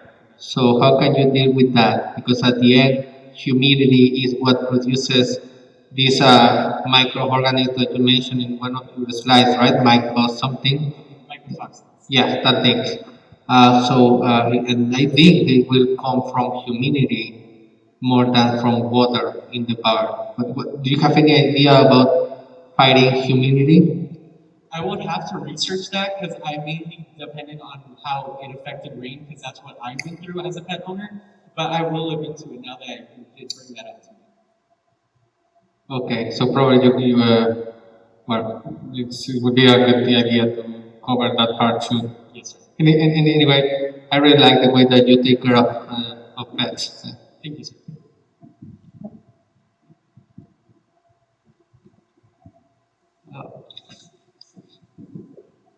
Good afternoon, Mark. Yes. Yes, I do like your idea. Yes, your idea is very good. I just have two things to say.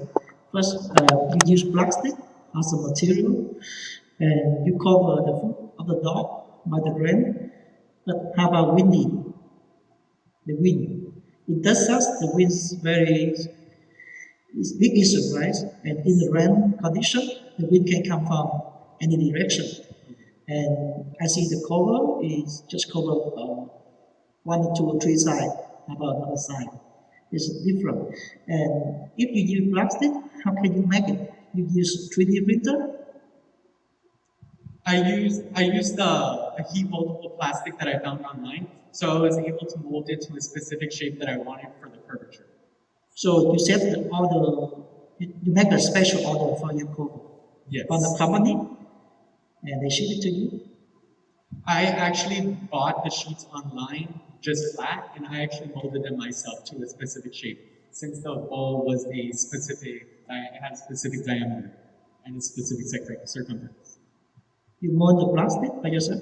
Yes, in one of my slides that I had taken off, it actually showed how I had in the instructions it told me how to mold it myself with hot water or with a heat gun. So I followed those directions and I molded it myself to the specific shape.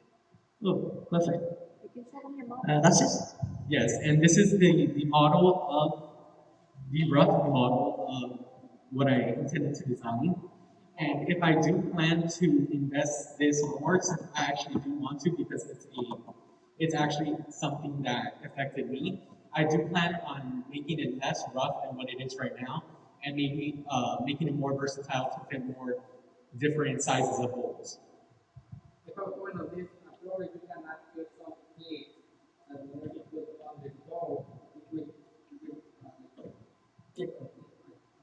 Yes, sir.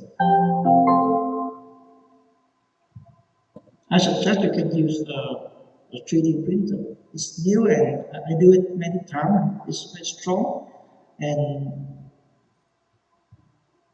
it's good. But I have suggestion, just my suggestion. You know the umbrella on the beach, they have a chair and they have an umbrella inside, and even some garden they still have that. So you can use that. Like you have a column inside the bowl, and you can sell the bowl too. You can make the bowl attack with the umbrella column, and on the top you have an umbrella. You can use material or some material to cover it, and use waterproof. And you can make it bigger to cover the windy something else. Thank you, sir. Now that you mentioned that, I actually like that design more.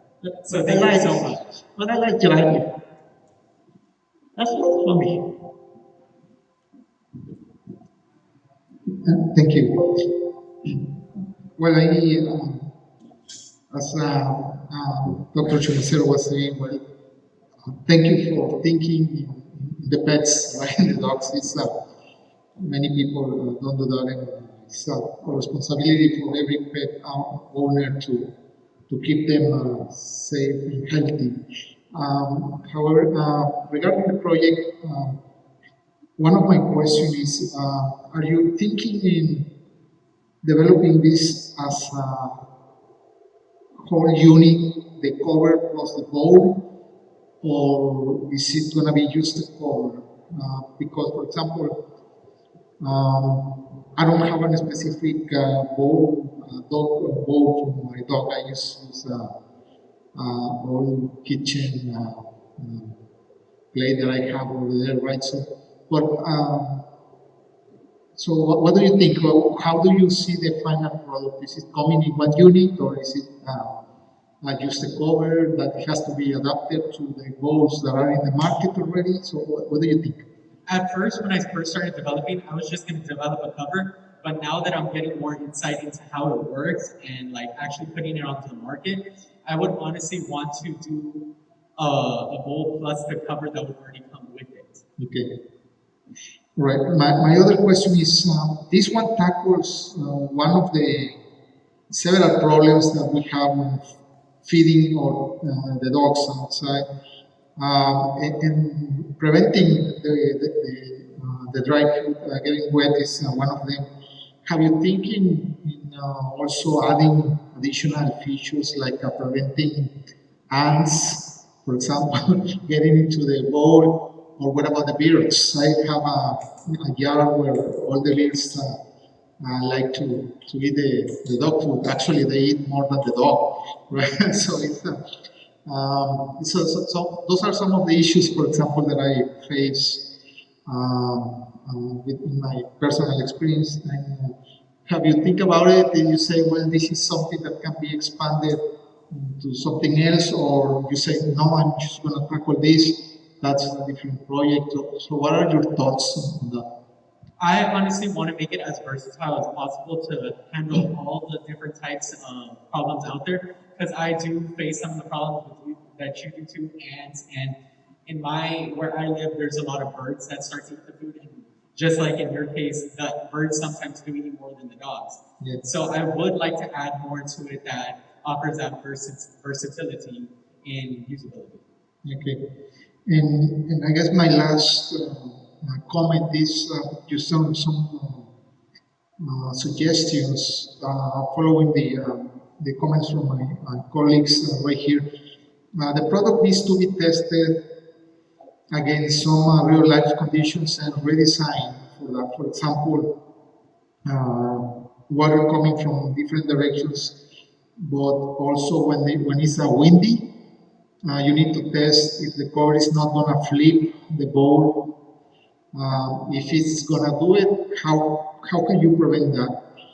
How you need to redesign this cover to make it, to allow the wind to go through without, but still protecting against water. So it's a contradiction because you need to make it probably with some holes, but the holes then will let the water in.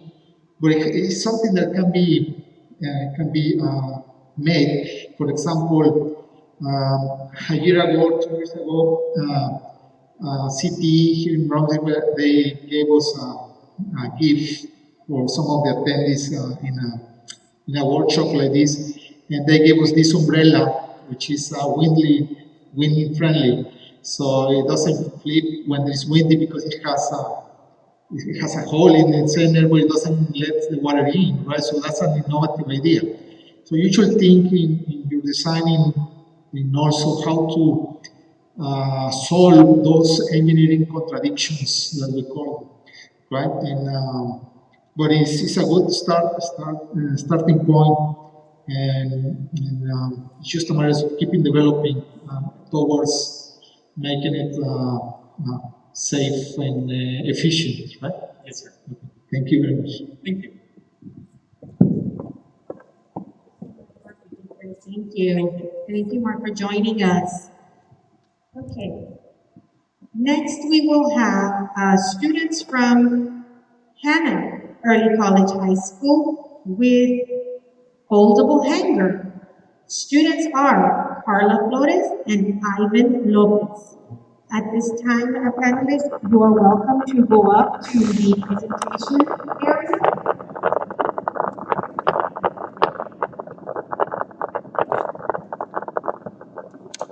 So, at this time, I do want to take just a couple of minutes to just talk to you about a little bit of the challenges that our students have been facing, with COVID, as you all know, with distance learning and having to do a lot of these projects completely at home. A lot of our students were working with limited resources or resources that they weren't able to make a stand on themselves. Some of them do going for face-to-face instruction, others are still conducting remote learning. So with that, I hand it over to Carla Flores and Ivan Lopez.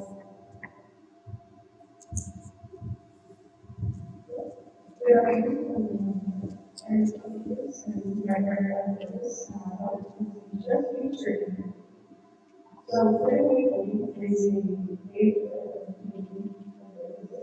and that was a year's amount of science.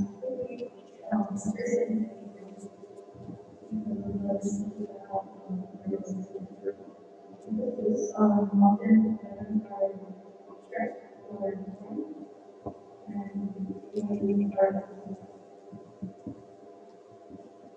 again, the girls sung by Americans and others of others holding their leaders, and there's things that people are looking for money on topics that might not work.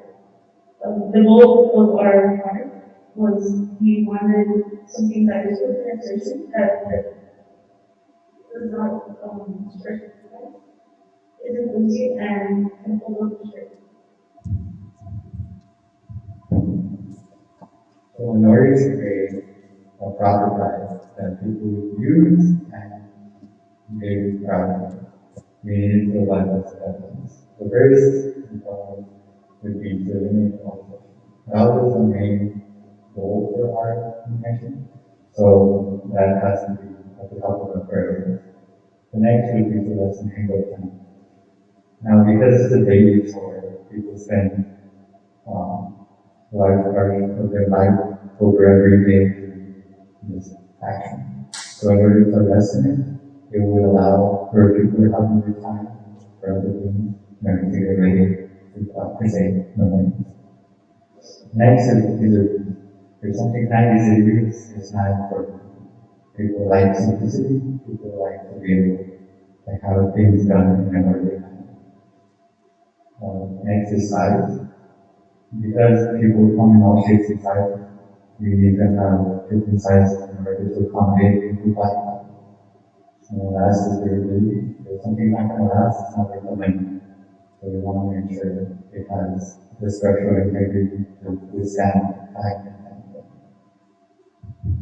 This was the one of our products, and so we wanted to keep the shape of that here, and we wanted having the rental which could and event that we did, and then that also being able to trade.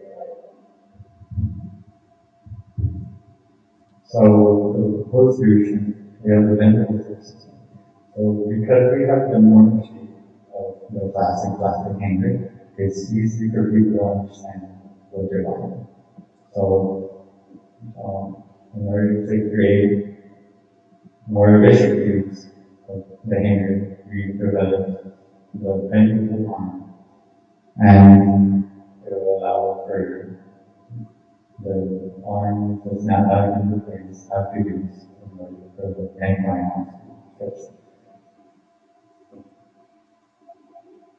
And for the price solution, we have the soft plastic hanger, and from this we took the bending mechanic.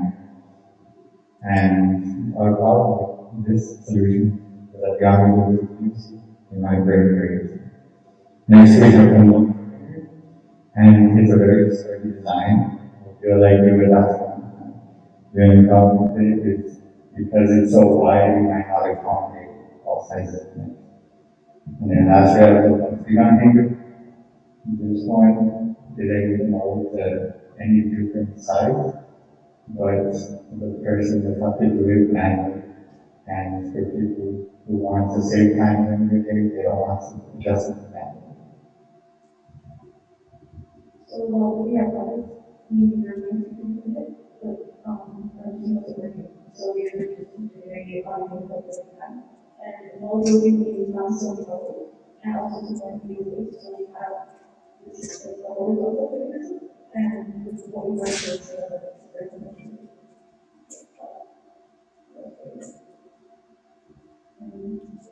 So we're doing we are inviting to donate to the time and who might not be able to use it.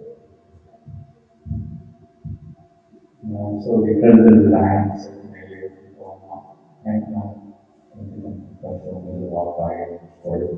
And then as well, if you can say plastic as all the other hands, that we do design with a more environmental and plastic, so it's heavily based plastic that would allow for regenerating materials or other things.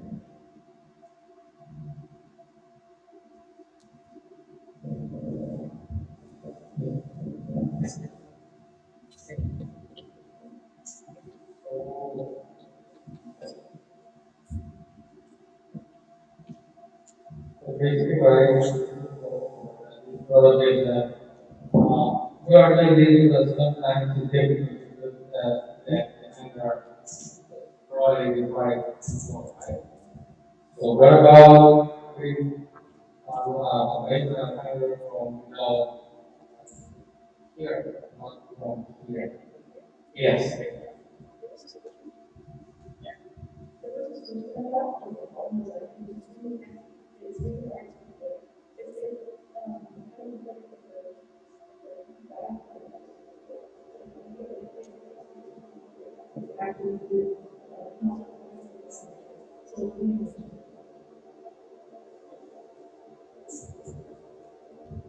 So I see here is we have two ways to bend the hammer, right? It's either this one or this one. So what about another way, another type of hammer where probably you can just put the hanger, right? Insert the hanger, then inside, then put the hanger, and like I said, yes. Yeah, there is spring, right? But I think it's very good idea. I accommodate that is that what I can see is that to find out the kind of problem where most people don't see a problem, right? And it's a great thing that you consider the time that people spend on having this software. Sometimes I use at home and it's annoying trying to go to the camera. So I know how to do that, put it from below, like this is paper. So they think that you already found a problem where most people have the same disability. So you have a problem to find problems to solve. Okay.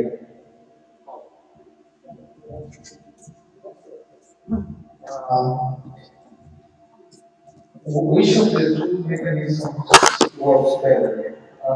Have you tested out, and which one do you like more? Which one is more efficient? Okay.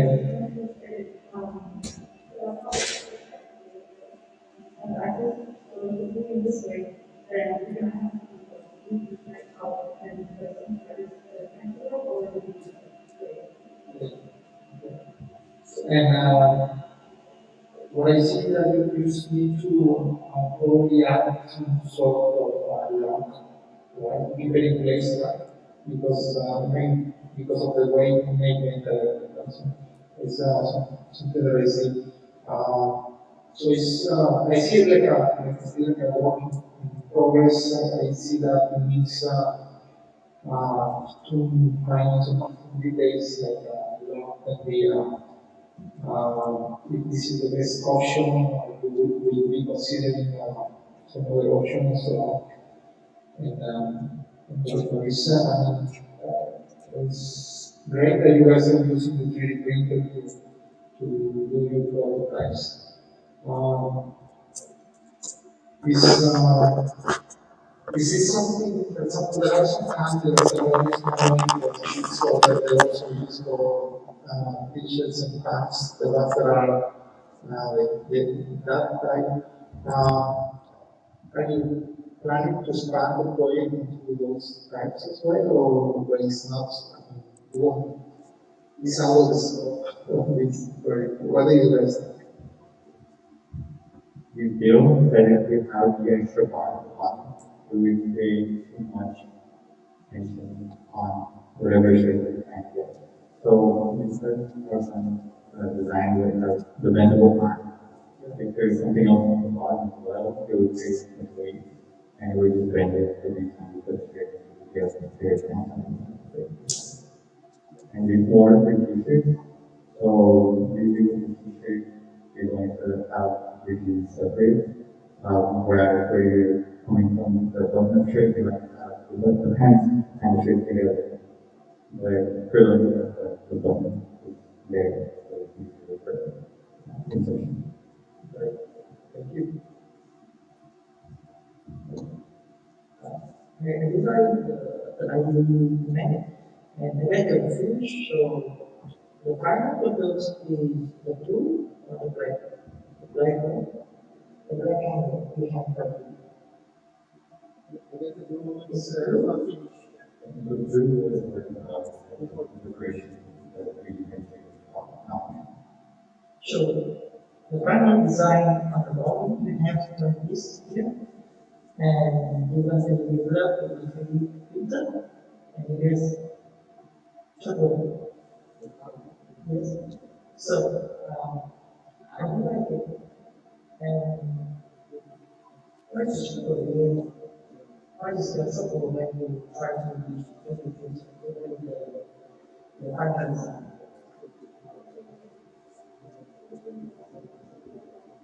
The machine is working. The machine was off, so we can create all lines straight. Through another machine to the I would think that using 3D printers especially some plastic, with the mesh machine.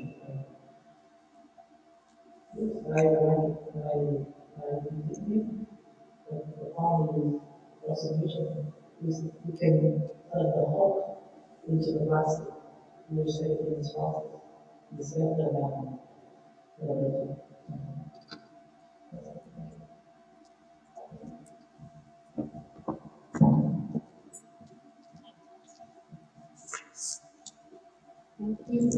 Thank you very much, students. Do you have anything else to add? No, panelists? No. Thank you very much for joining us. Okay. Thank you very much. Thank you. Good job.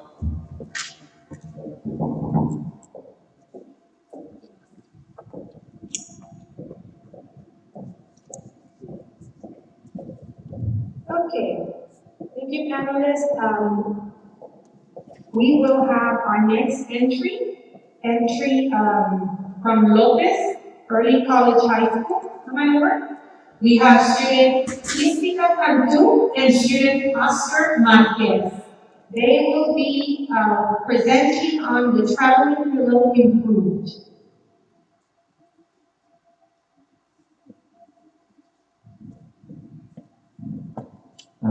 Good morning, my name is Oscar Marquez, and this is our presentation.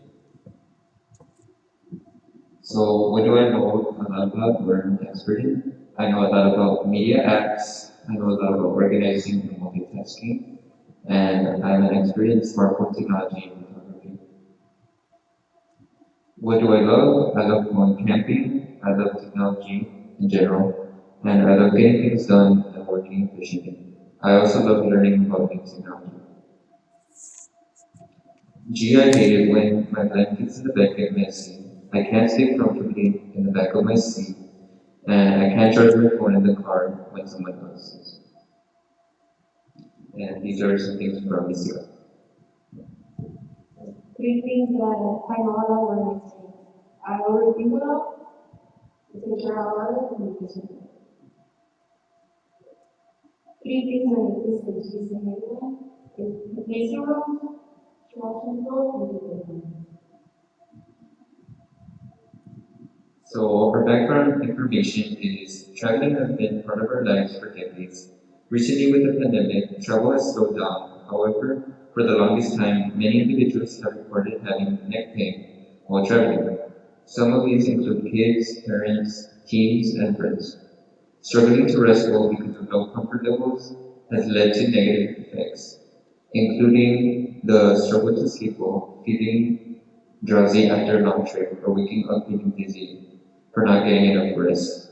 However, we strive to find a solution you need by providing a great alternative to those difficult long trips. That is where the travel pillow is coming in. Work-life balance. Sleeping often for long hours can cause neck pain. According to passengers, as a result of sleeping, opting for during time or nights can twister or drop one side of the leg traveling. This occurs mostly during high levels travel seasons like summer or holidays. About 80% of injuries in bad weather. So this is our project justification, and we decided to do a couple of journal critiques. The first one was from a website that discussed the issues faced when traveling in flights, and it advised that sitting motionless for a couple of hours can lead to the development of deep vein thrombosis, which is a medical issue that someone can have. My critique for that one was that the article described the issue that could arise when traveling, and it helps us understand that negative effects of traveling while sitting up, and it gives us an idea of how we can improve the issue. It also allows us to see that this is a big issue, and it's a good resource to see when justifying our problem, because it includes research that from a reputable source. And then this other one also included the positives and negatives of staying for a long time, and it also described the issue of deviant purposes. These were a couple other journal critiques that we had. One of these was about a journalist who discussed that sitting for a long time can also cause insomnia, and it can be bad for the person. And one of these was from Misika Kantu, and also it talked about that her critique was that long hours for driving can cause people to stress, and if you go to a destination to have fun, but it can be uncomfortable. And here's some other ones that we did. So the next step is the patterns. So I took inspiration from I have it right here on the board, but the one on the left, basically it had this neck pillow and also an armrest, and it also included a headband that went around your head. But for my design, I decided not to include the headband because it would kind of be constricting for the individual, for them to have that the whole time. And I have this other one on the right side where I took a picture of that because the person is laying sideways, and I thought that would be an interesting perspective to use that. Here, these two included metal designs, and I remember Mr. Gonzalez was saying that it wouldn't be like safe to have metal designs, so I decided not to include a metal design on mine, even though that was my initial idea to include one. But the one on the right side has this also this side thing that where it goes on the side so you can lay on it, and that's where they took inspiration from the book. And here's some from the Sika.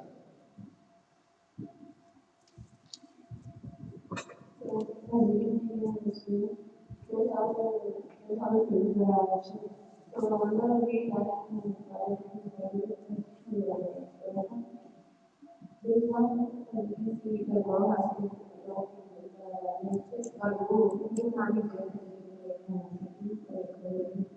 so I really mentioned that for one, but then and here are others for babies and another one. This one I really like it. Since it goes behind it, you put it around and it's very comfortable and you can use it and decision making. As you can see, after creating this, I just found that having a name is in a secret, using the Facebook video and analysis procedures we want. Some of the other designs that can really device to be dangerous, so we will be more good, and we also create a different way. Another design is have computer which will have nothing version. So we'll also be referred to it. Likewise, we use control to make the actual program safety. The specifications of the tools are comfortable, safety, and easy to get. So for technical drawings, I made this big one right here. It was basically showing in scale the front view, the side view, and the isometric view of how it would look like. And on the right side, you can see there was some other sketches that I made. The very top one was just showing how it would look like, and the bottom would show how it would be used in a vehicle. And the one on the right is like a backpack form, so you can use this as a backpack. I thought it would be interesting to intend this for kids as well, that they could use it as a backpack if they'd like to. So other materials will be different, like we all find them in the Walmart or some. So the materials that we have are soft memory, soft fiber polyester, the back history, the soft paper, physical paper, non-professional, and Okay, so for the procedures, we had various materials. Some of them included a piece of a face mask on these backpack straps. There's also Velcro straps here and at the bottom as well. So the way that I created this was this material that we got from Walmart. We would lay it flat, and inside is a memory foam, so it's really comfortable and soft. So that we use that and put it on top, and this we had to sew these edges right here and at the bottom as well on this side. And then after that process, we needed to have backpack straps. So for the backpack straps, I got a backpack that I got from my house. I hadn't used that backpack in a long time, so that would be like an extra saving cost for it. So I got those and cut those, and right here I sewed this onto the pillow so that it can be stable. And then after that, I added the piece of face mask, so I cut half of it, and then I sewed these edges as well. So it can be like a little pocket where you can add, and right here I have a little picture where you can add like headphones or a pen or anything that you want. And then the last step, I added the Velcros right here as well as the bottom where it's attached right now. So I have these two. And that was basically the finished product. On the left side is where you could use it in a vehicle. That is where I would use it, and then the two middle pictures are just for display. And the one on the right is just to use it as a backpack for any younger audience who would want to use it.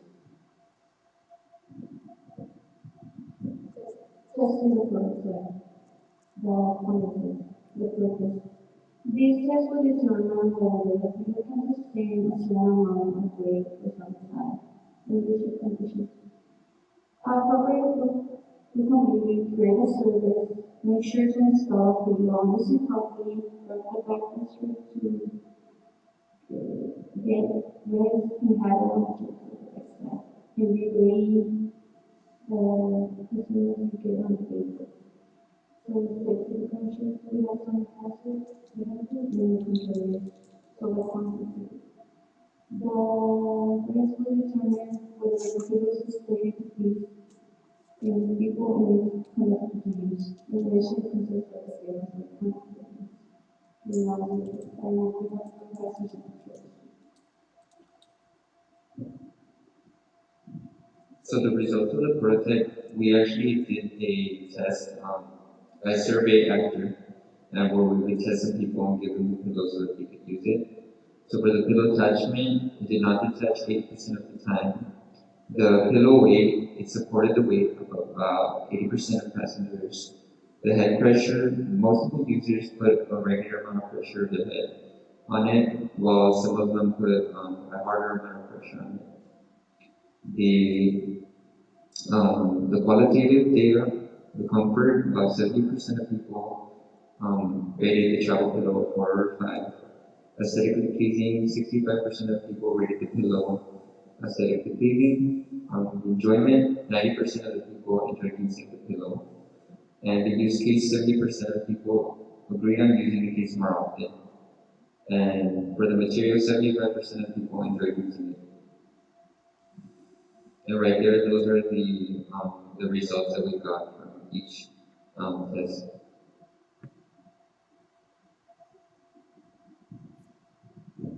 Even version of travel data methods provided to those people. We did not research and testing, there will be many problems that are maybe for the future. Creating the travel data has opened up the door for new inventions and innovations in the future. Overall, this invention has allowed me to learn more about new products to come to be and what steps are necessary to create innovations.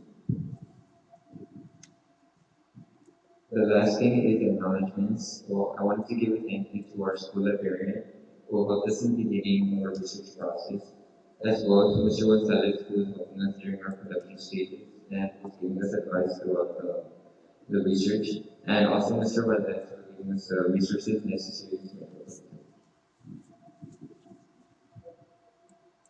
Thank you. Thank you, Mr. Masarman. I remember when I was thinking this project and I saw you going through the design process and seeing the prototype finally is great. I want to congratulate you for getting the prototype down, for comparing it, for explaining everything. And so one of the questions that I have is will the size change according to the age of the user? Will be different sizes for toddlers or for kids or for adults? It will be one size fits all. I personally think that it would be a one size fits all, but if later on we could probably make either a smaller one or a bigger one. But as well, that thing is adjustable with the backpack strips so that the sticker needs to be more down or they can be adjusted to that. When I remember one of the prompts or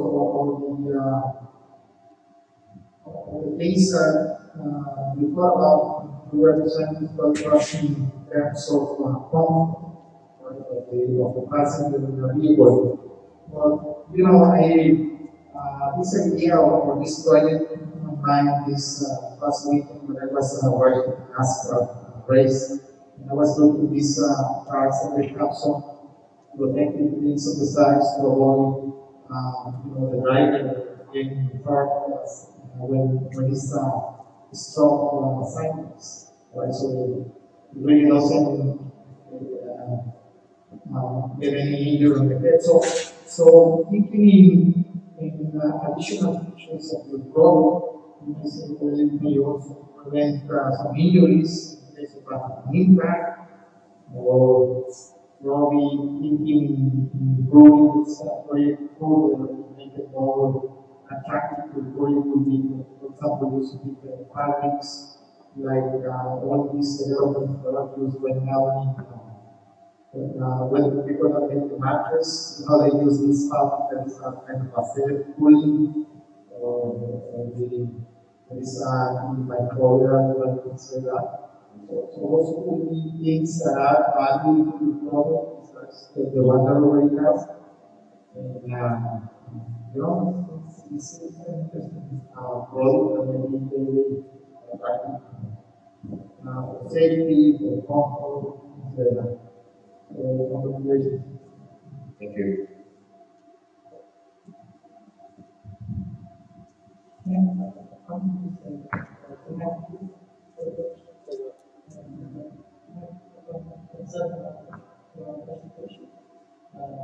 As a general presentation, I welcome to use less or use more effective. I see that we have some kind of the selection literature to see the art of the book before the solution that I want to see the photo, less simple, if you are interested. Have feelings for the fire. It's good, so it's not just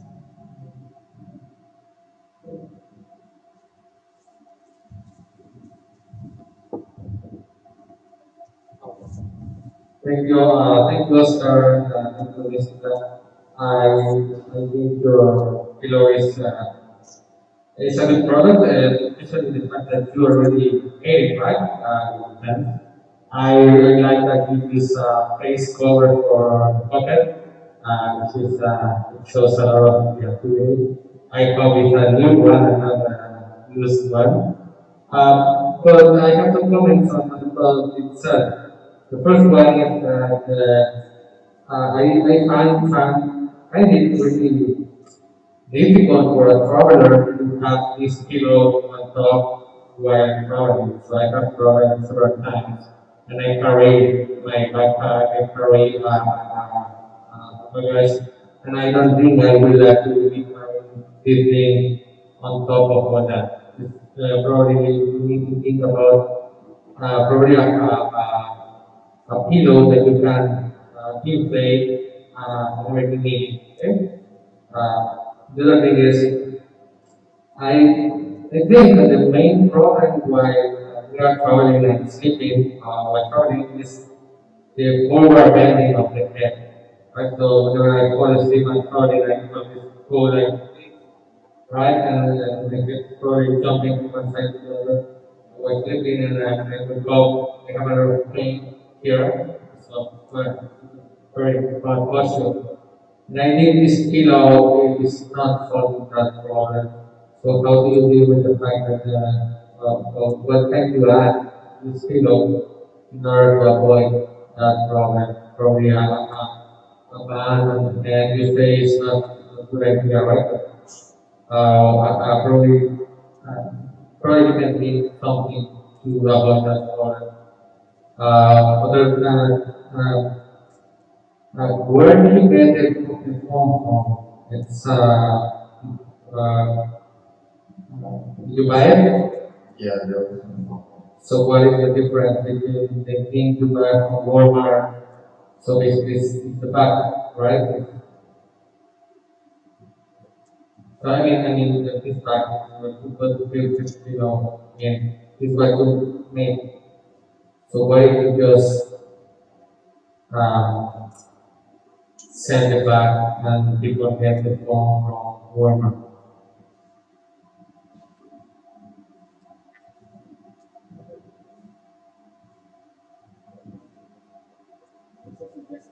Yeah, it's just a suggestion. Probably because it's easier to set the back and get the people that take the phone. Right. So, that's it.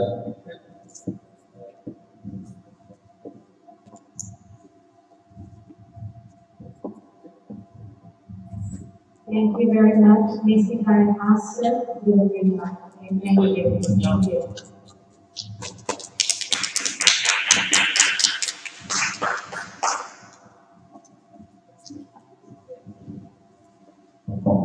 Okay, now at this time we have our next and final presentation for this morning. We have Pace Early College High School that will be presenting on the reinventions. They will be presenting via PowerPoint, so you're welcome to stand by or go back to your tables as you like. Our students here are Corina Alcantara, Paul Luna, and Marco Obregon. So welcome students. Let me go back over to give you the mic.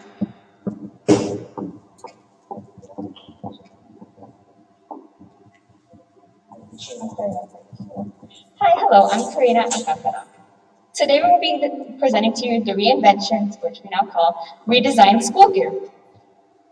Next slide. Why we chose this? We noticed that most school materials are either extremely expensive or they lack stability to hold materials.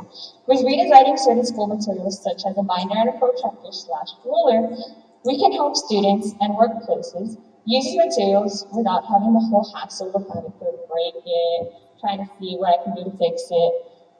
We've noticed as well as ours with schools, whenever we get certain supplies from like the Dollar Tree or somewhere that's cheaper, it usually just breaks, bursts, and tears like that. So therefore, we have our binder that we have redesigned. Many times, binders lose their effectiveness over and over sooner than expected or don't last as they need to last. So what we decided to do is when we redesigned it, we added it's able to bend back, and as well it has magnets here that are able to fit through paper holes, so it can, keep your papers in place longer and have more stability to it.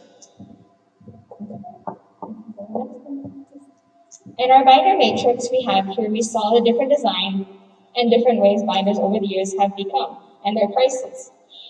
For the first binder was just a simple folder binder with prongs. It cost about 82 cents to make it. With a simple flexible binder with the regular rings, it's $1.50 to make it, which is pretty okay. And then finally for a hard binder with rings, it's about $3.50 to make it, and then they usually sell it off for about $4 or $5. And then finally, the one that most students around in colleges and professors use is usually just a backpack binder that has zippers and everything on the side.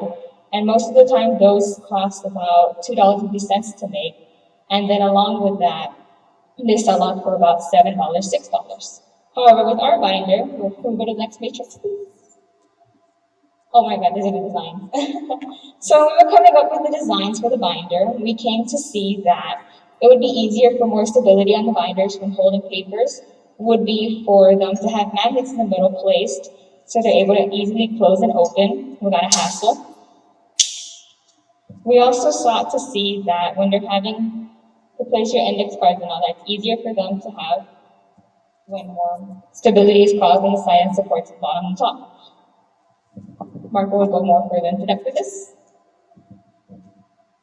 So for the final design that we have on the binder itself, we estimated the cost that it would cost us to make this binder and sell it to the public, right? Which would be an estimated $10.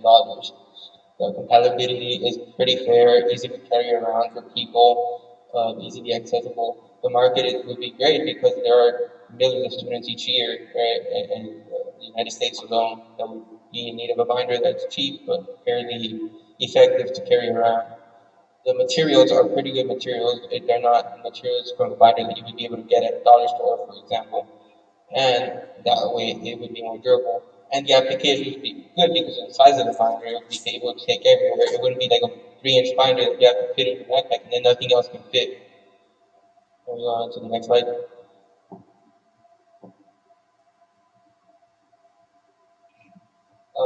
So the next project that is going to be redesigned, we chose to make a combination of a ruler protractor instead of having to carry out 3 different things that people would need at many times, right? People would use the ruler and then the protractor, and in geometry classrooms this is a bit harder to manage because sometimes they get lost, but if you have one thing and that it's effectively combining both, then it's less of a chance that things are going to get lost.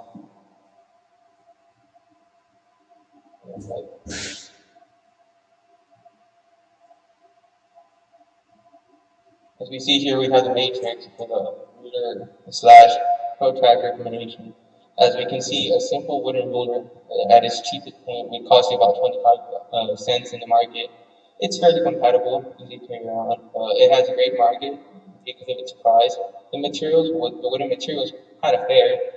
We can't call it extraordinary because the wood itself, it can easily be ridden on, and sometimes you see a lot of kids drawing on their rulers or messing around with them, right? But so as a whole, the application is pretty good. We then see a plastic protractor, which is the thing that we're trying to combine it with. It's about $1.50. It's fairly compatible. It's pretty good. It has a good market because students at middle school and high school that will use them.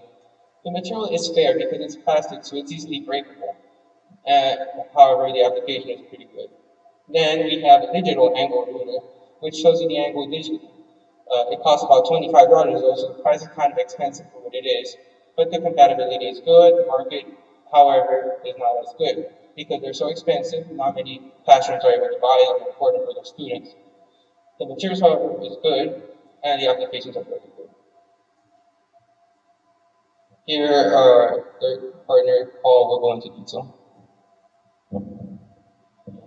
So these are the possible designs we had thought of when coming up with a solution to this problem. As you can see on the right, we had originally thought of a design similar to the digital angle ruler that had a protractor in the back where you could measure the angle against rulers there connected. And on the left side, you could see the design that we decided to go with, which was a ruler attached to a circular device in the center that you can measure the angle along, and the ruler would be attached to it in a way that it could spin. And you could draw straight lines against the ruler, and when you would turn it match with a centered protractor in the middle, you could draw angle lines as you would need. We can go to the next slide.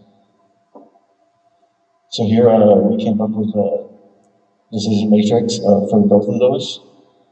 But for the first one, the one we decided to go with, the cost we estimated was $2.99. We thought the compatibility was good. We thought the market would be great for this one specifically because of the ease of use for it. We thought the materials would be good for just durability in general and amount of reusability. And the application just feels great when you're in practice. The other one, we did not think that, we thought that the size of the actual prototype would be too large just to carry around in a general school supplies bag, so we thought it would not be great in practice. And we can go to the next slide.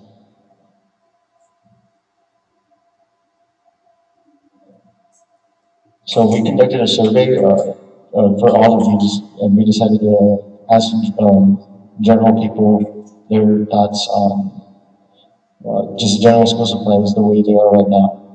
So we sent out the surveys to multiple students, we sent out to employers in the ISD community and members of the ISD community. So those are just very specific questions that we asked, generally relating to the ruler / protractor device and the binder. We can go to the next slide. So we got statistics back. We surveyed over around 100 people, I would say. And we got survey responses that in line with our results, that we found that people don't like the general designs that exist in public, that they're not fairly usable and fairly durable. You can go to the next slide. That is our presentation. Thank you. Any questions?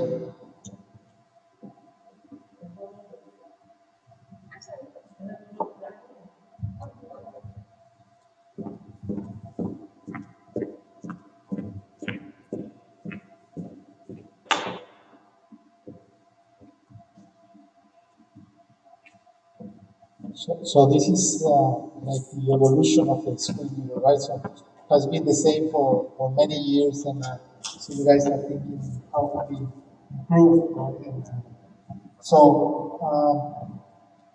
one of the things that we're doing on the ruler contractor is combining both, right? In one item. Is there anything else that you can, any other function that you can add to that item or to the binder? For example, I see use not only for students, but for example for architects, designers, which also instead of having two items, we have only one. So have you think this as well? This can be also something that we improve or for. Have you thought about it? Yes, for the most part, we've been trying to aim it to the engineering type of community, right, or students in high school that work with, they're the ones that get to use them more. The main benefit of this is that a protractor allows you to work with 180 degrees, but this allows you to work with 360 degrees. And so you guys said that the case of binder is there is not like this already, or there are similar products in the market? There are similar products in the market of a binder with design similar to it, but our binder specifically has the metals, so that way it's easier to close. So people with arthritis and students that have problems, it's easier to open with. Yeah, and then when closing it, it's just simple one touch and it already connects automatically. Yeah. So that one as well, it's more sturdy at holding your paper. All right.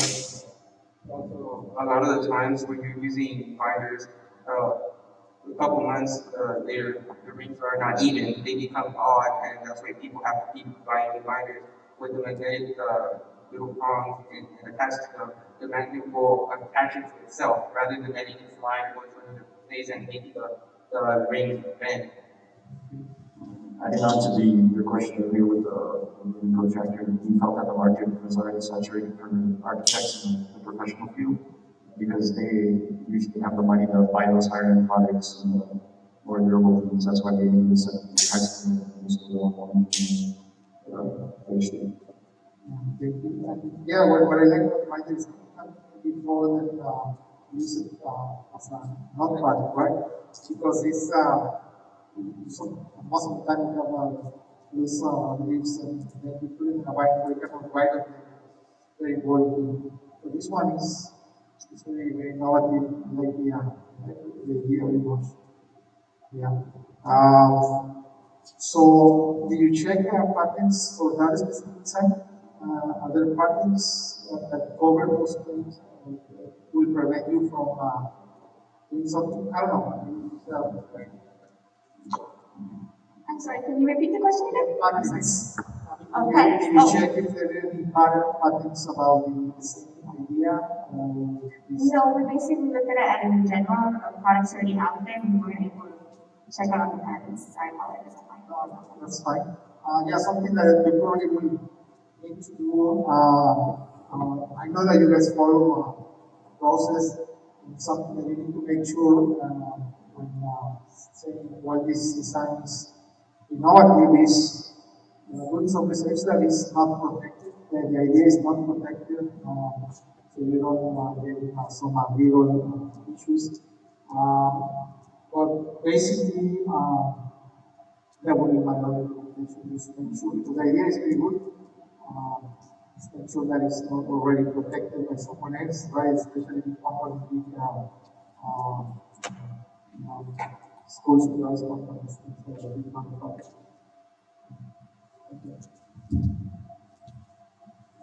I do like the Bible because I'm engineer, I a lot every day. And one many trouble with the Bible, as mentioned here, right? You mentioned the open before. And I was thinking, the one thing is the paper that we use Bible, the paper is very easy to use. Because when you put paper from the left, right to left, it's attract the energy. And by the time, especially some place that I really like to read about it every day or somehow, is I'm very upset about that. I don't know if your designing can solve this because when you put the map here, this make the paper. But the idea is good. I think we can solve somehow make it smooth. Yes, we can able to get the metal cutter and sand it down, yes, to make it flatter. Yeah, maybe somehow that is. And the idea that when you like this, I'm glad to you're the first time to do this. Yes, because in my office, we order a lot of items. Yes, we order a lot of items every. So many times either many brand name, but never see something like that. And actually, I do like it. For some reason, you can make some it's more stable. So you see, the final item should be somehow smoother. Is better. Just in case. Yeah, I think so because the cost of the item is not fine to people now, but we know that we use a lot. Yes, we use very good. Yes.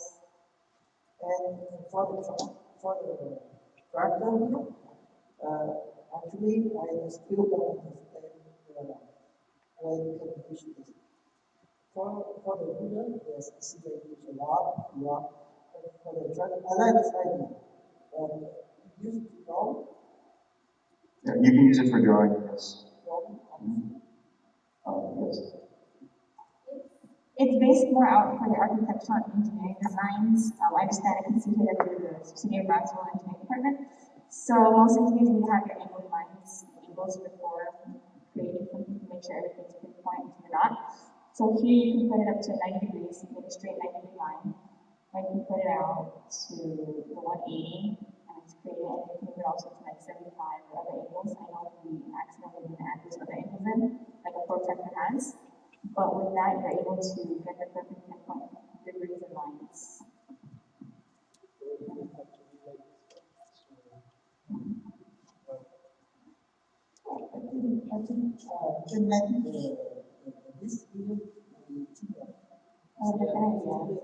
Right now, these are the prototypes that we have planned out and laid out.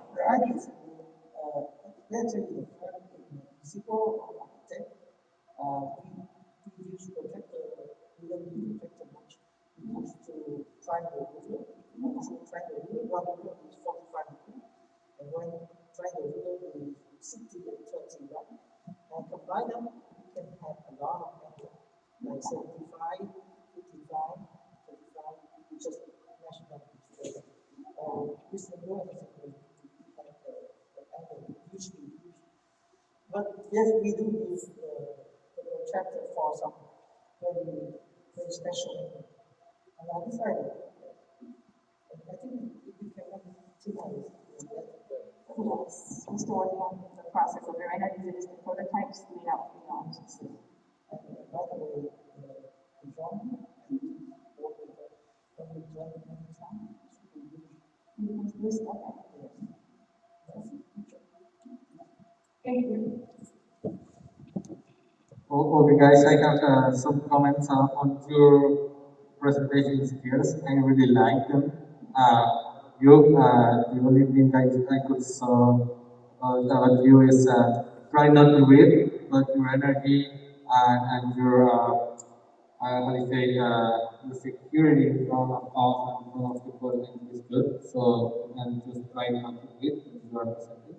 Other than that, it's great. About the binder, I really like it. I think like Vivian and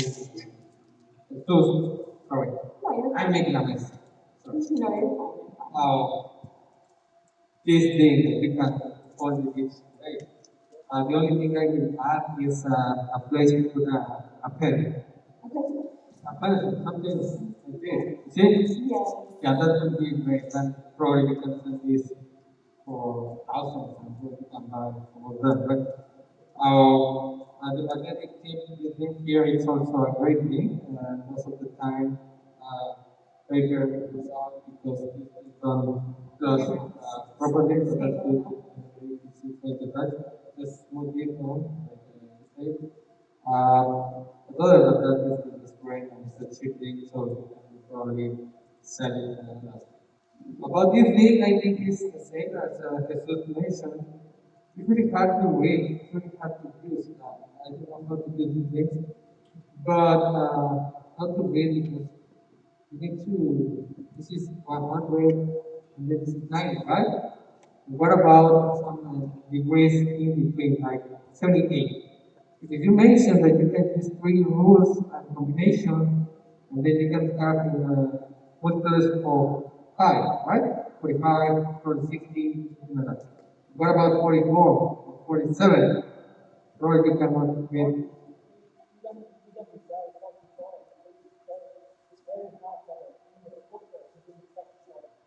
Yeah, well, mechanical designs like machines or something like that, yeah, we need more wider range of degrees, so that would be a good idea to clarify this way to grade degrees to make it easier. Right? Probably 44 or 42 or something like that. Yeah, that's been in our minds a bit, and just like you said, we've been thinking about making a pin, right? So yes, an idea okay, has been in the mind of the bottom of this group to not make a music out of none, right? And instead of making it to make a pin, we would use a little bit of right, a little bit of this, and therefore we can engrave the little lines on there. Because we do it by hand, the lines are going to be thicker. But engrave, the lines are geometric, right? So it allows you to put more lines and go into the specific theme of the degrees. Probably Asia, right? So using bases to print on the display. Okay, so I really like the way you are redesigning stuff. Right? Sometimes whenever we buy whatever from market, we think, okay, who designed this thing is off, right?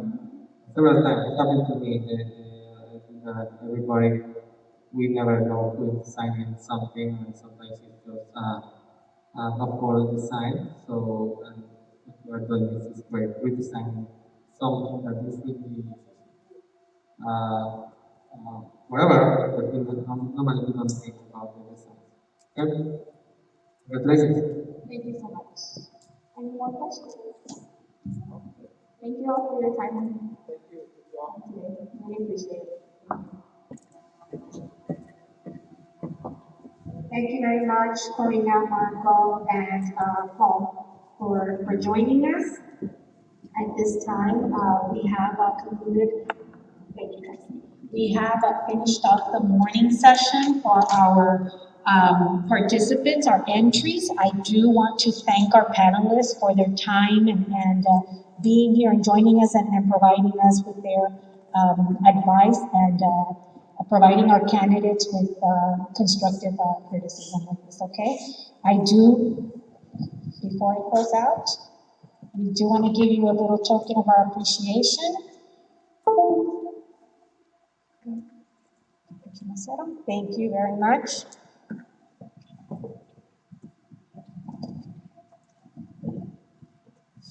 Thank you so much. Thank you very much. And here we go. A little something.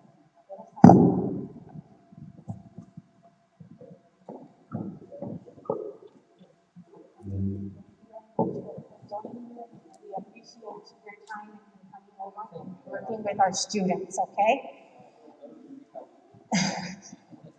I'm sure, thank you. We're gonna go ahead and continue. We do have, are you ready, Robert?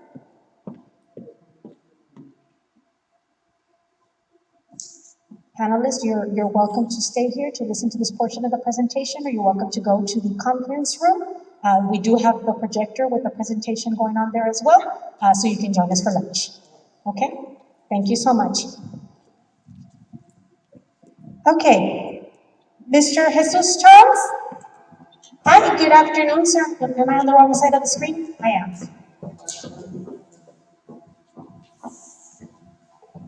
Hello, sir. Okay, now you can hear me, right?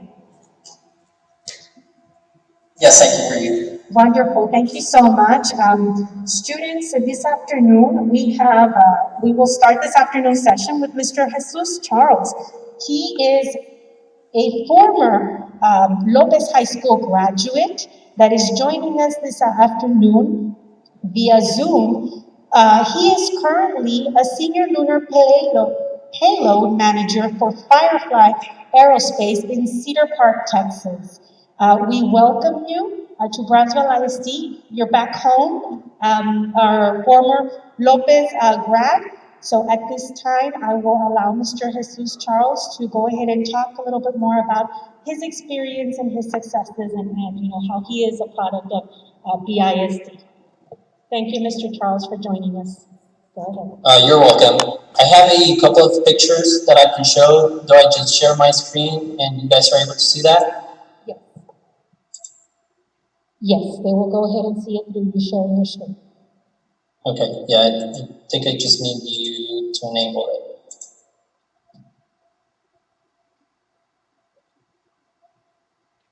Well, in the meantime, there you go. Thank you very much. So, hello everybody, my name is Charles. I'm an aerospace engineer. I went to the University of Texas at Austin after graduating from Lopez High School. And after I graduated from the University of Texas, I got a job at NASA as a payload manager. And then basically here, what I want to show you the pictures is kind of like the process of all the things that I participated on by being an aerospace engineer. So as you can see in this first picture, everything that you do as an aerospace engineer is not all just like rockets and fancy stuff, right? Aside from just going through school, going to college, you also have to be very useful and very aware of spaces, be good with your hands, be good about just thinking about things, right? So over here, we have this model. You can see the wood underneath. That's kind of like just a model of the spacecraft that we were working on. And then I'm working with other engineers here to try to find what is the best way to accommodate that metal structure, which represents their experiment. So you have to be very aware of just working and accommodating things. A funny joke that's related to that is like if you like to play Tetris, it's a lot like that. You have to be able to accommodate things and fit everything where it needs to go and do a good job about that. It's not just all like calculations and math and solving problems. It's also practical things like these. So the next image is just showing that after you set up with your project, you kind of figure out where things need to go. You also have to be aware of how you're going to have to make things happen. So the point that I want to make with these two images is that you also have to be good with your hands. It's not just about being the smartest, being like the most A student in school. You also have to be aware of like working with your hands, making a good job of putting things together and trying to complete the goal that you're trying to accomplish. The next picture is kind of just showing you, at least in my case, when I went to the University of Texas for space engineering, I decided I wanted to focus on things that go to space. You could also work on things that go like in the atmosphere, like airplanes and jets and helicopters, but I decided to focus on space. So what is shown in this image, because you're sending things to space, you want to keep them as clean as possible. So we have that little like tent with plastic, and we're wearing those special robes and the hairnets and everything to keep everything as clean as possible. So when you have to send your experiment to space, there's not just a lot of dirt and other things flying around. Everything is as clean as it can be. And then once that you're inside that tent, that's where you have all the little different things. And as you can see here, we're doing an install for one instrument that was looking at lighting in the atmosphere. So just when there's a storm, imagine that all along the world. So there's hundreds of lighting events that are happening. And this experiment was trying to look at them from the space station. So here, again, I'm showing you have to be good with your hands. You have to be good with tools. It's a really big aspect that I want you guys to understand. Maybe sometimes you're not always going to be the best, the smartest at school, but there's a lot of other qualities that you can cultivate in yourselves to be like a best engineer that you can be. Also, this is just a picture. There's time to be yourself. There's time to meet people, and you have to enjoy what you do. So if you become an engineer, the most important thing is choose a discipline that you enjoy, that will make you happy to be working at. What I'm showing here is one of the satellites that we worked on, and just from being good in working with tools doesn't really mean that you don't have to be careful and you don't have to be aware of what's happening around you. So here you can see I was very focused to try to do a good job very carefully, because there's a lot of solar cell panels that you can see there, and those are super fragile. So I didn't want to drop a tool or move in a way where I get in contact with those and that they might break. So you have to be also super sensitive and careful about what's needed and what's around you. This next image is of that same satellite that we worked on. So after you prepare, you know where everything's going to fit, you have all the materials that you need to put your spacecraft together, and you're working on assembling your spacecraft. You have to test it, right? So another portion that also, if you go to aerospace engineering for school or a lot of other engineering disciplines, you have to be aware of testing. So that they give you some courses in college, so you learn about this, but then here I was doing it actually in real life. I was in charge of running that test, which is a vibration test. So that big plate that you see in the bottom with a lot of holes, that's going to shake the satellite. And the purpose of that is to make sure that when you put it on the rocket and it goes to space, all that shaking that happens because the motors are burning and things are moving, that your satellite is not going to break. After that, there's another test that obviously your spacecraft, your satellite is going to be in space, and there might be a lot of sun or there might be no sun, so it might be really hot or really cold in space. So here I took a picture of the satellite, and that was inside this big chamber. In that chamber, it's going to simulate those temperatures. It could be really hot or really cold in there, but it's basically trying to represent what's happening in space. And as you can see there, we're wearing also special gear because we want to try to keep that chamber as clean as possible. And obviously all these pictures were before COVID, so all the covering around the mouth and everything is just to be as clean as possible so you don't contaminate the chamber or other things. The next up, this is kind of after you have tested your spacecraft, you're ready to send it to space, so you have to put that together. Here I'm with a group of other engineers. Working in engineering, you have to also be a good teammate, especially with big projects. It's not like one person is responsible for the entire space station. One person is responsible for an entire satellite. So there's a lot of other people that will know a lot more about you, and you never have to think of yourself as, hey, I'm the boss and I know everything there is to know. No one knows everything, right? So you have to be a really good teammate, work along other people, be resourceful, because like I said, you cannot always be the smartest one, right? But you can always be super resourceful and try to think about outside the box, trying to think how you can accomplish things so you can help your teammates be strong and accomplish the goal.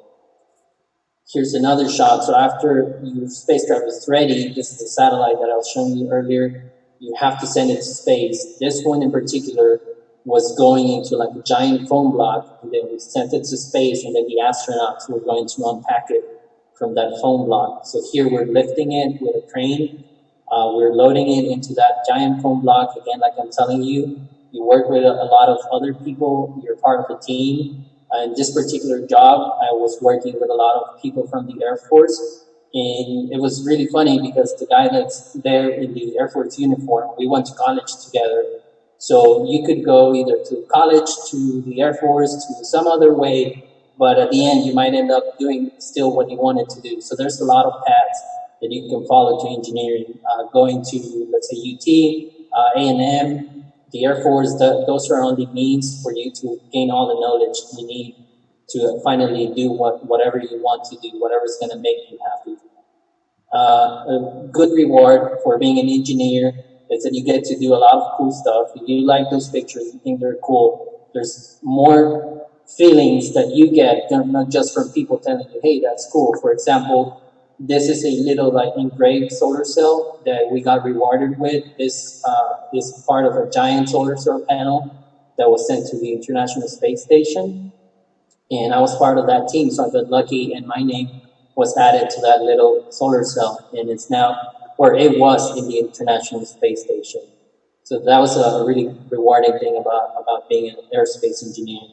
The biggest reward is actually seeing the thing that you worked on the ground, that you touched, that you saw like for, let's say, a year or two that you worked on it, and being in space. For this particular spacecraft that you see here, that was like the first project that I worked on. I designed all the mechanical pieces, I drew the drawings, I talked to the manufacturer, I put it together, and I tested it. So seeing it in space is super rewarding. Seeing something that you touch, it's in space, and it's just crazy.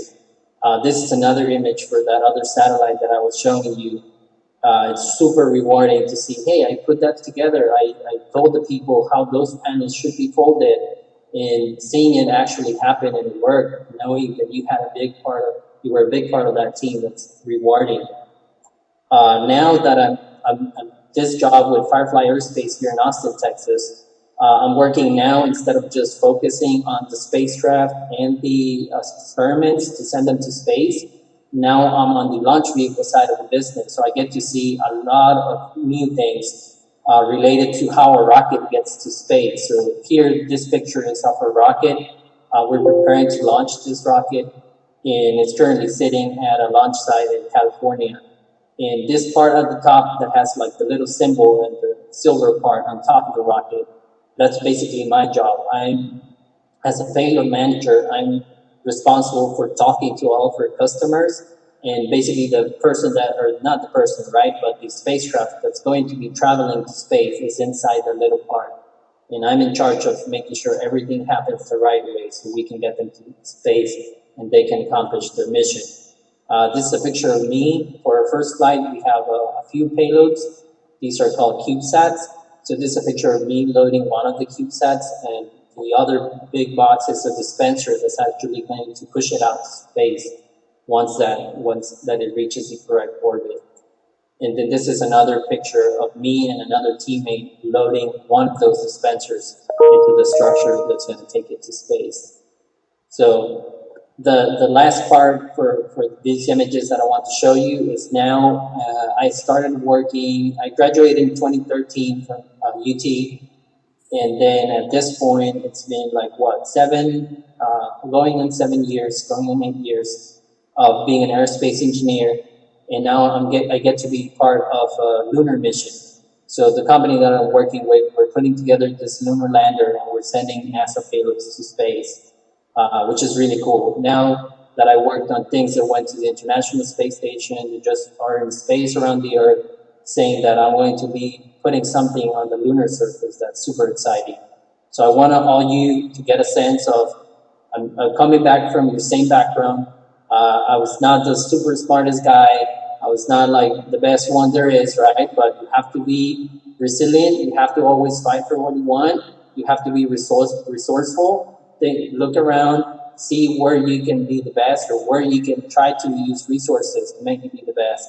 And then you just have to keep pushing and never lower your goals. You have to always aim for what you want to be, and eventually, if you work hard enough, you're going to get there.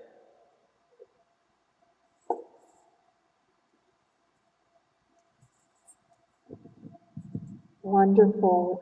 What amazing pictures, Jesus, that you showed with us.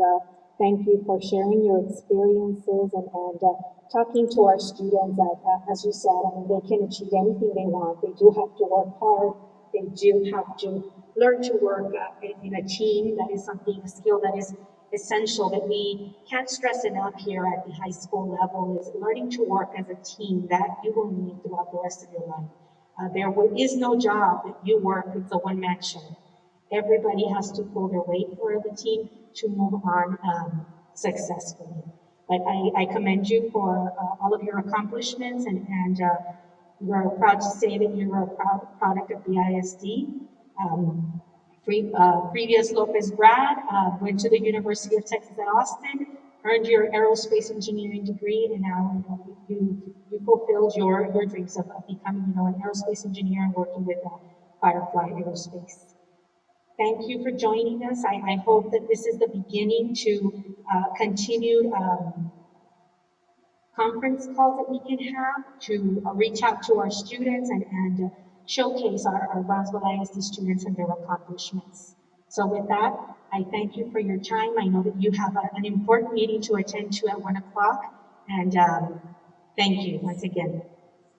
Thank you very much. Yeah, and I'm available whenever you guys want to talk. We can set up more talks. Wonderful. You shouldn't have said that out loud. Now I'm going to have a line of teachers saying, I need his contact information.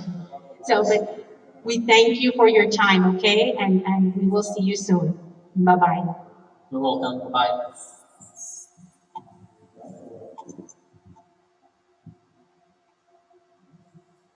Okay, students. Okay, students, at this time, we're going to go ahead and take about a 20-minute break, and then we will begin with the PM session. I hope everybody is enjoying their lunch. We will see you in 20 minutes. We'll see you soon. Okay, welcome back, students and teachers. We're going to go ahead and begin this afternoon session. We do have a group of panelists that have joined us for this afternoon. This afternoon, we have joining us Dr. Edinburgh from the University of Texas, Rio Grande Valley. We have Mr. Doroteo Garcia from the city of Brownsville in the engineering department. And we have Dr. Jaime Tijerina from the UTRGV University. So without further ado, I'm going to go ahead and hand over the mic to Dr. Edinburgh. Hello. Good afternoon. I am very happy to be here.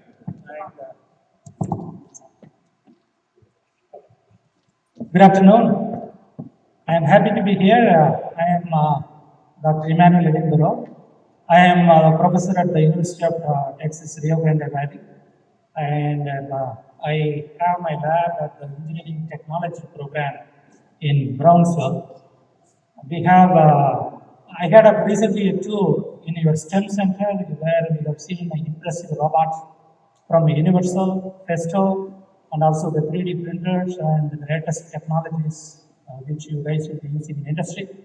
So all these things, when you come to the lab, in our lab in Brownsville, you can see all the kinds of similar equipment in the higher grade.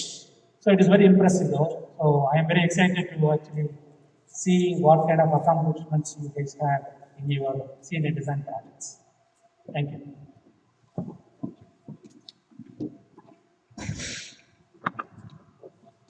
Good afternoon. My name is Doro Garcia.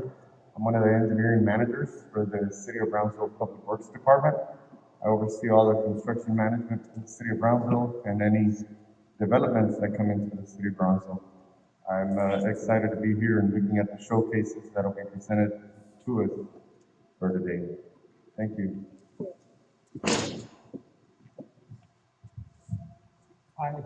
Hello, my name is Jaime Tijerina. I am with RGB, and my expertise is in material science and manufacturing engineering. And thank you for the invitation. So we'd love to help you with the students this day.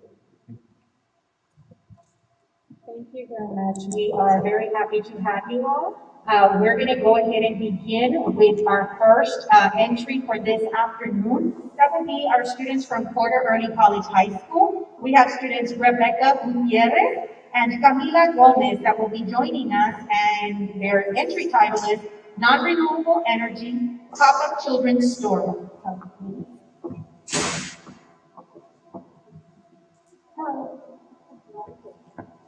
Hello, everybody. This is our project. We had a pop-up book about non-renewable energy resources. All right, so for element A, identification and justification of problems.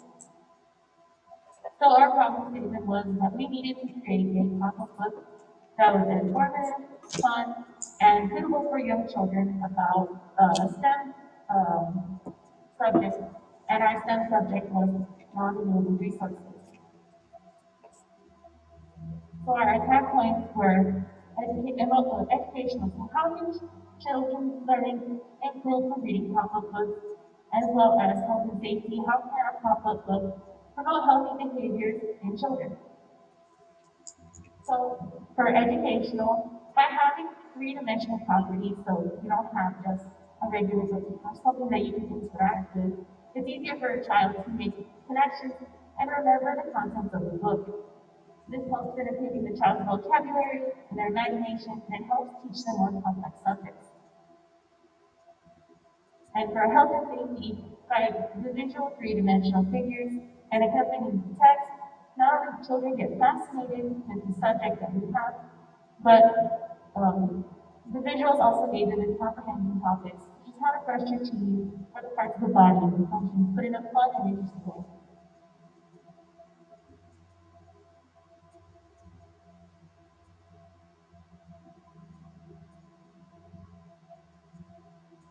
Element B was our documentation and analysis of prior solutions.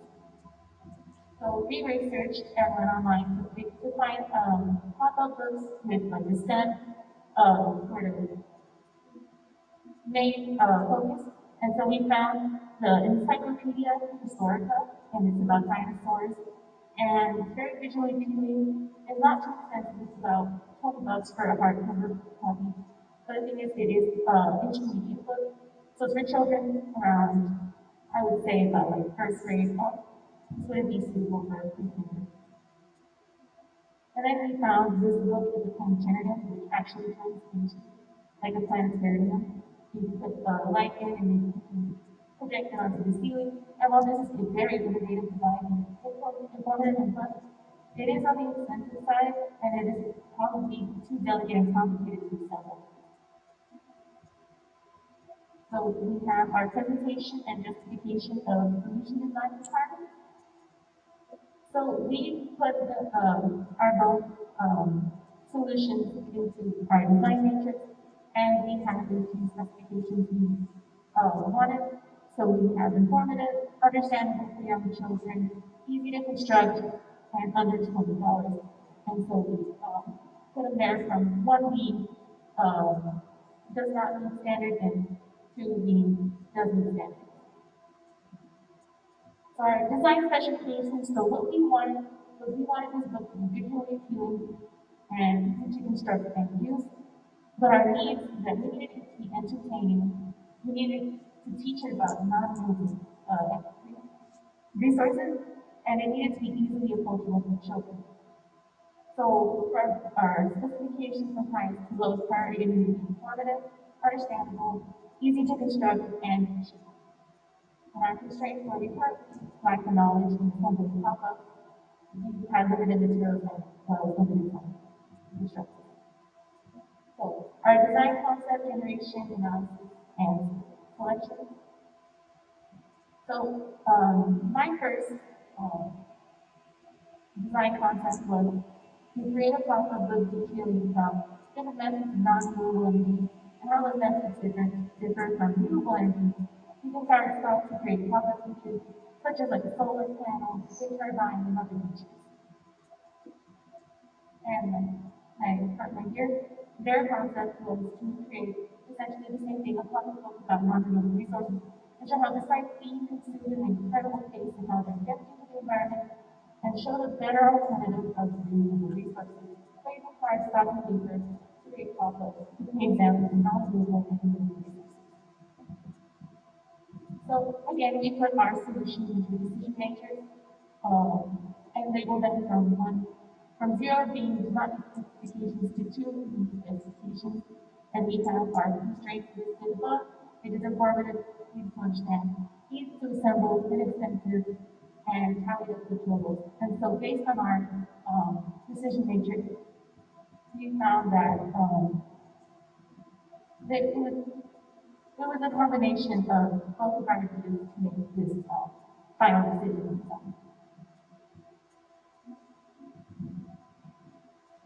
So for element F, the consideration of the SAC value.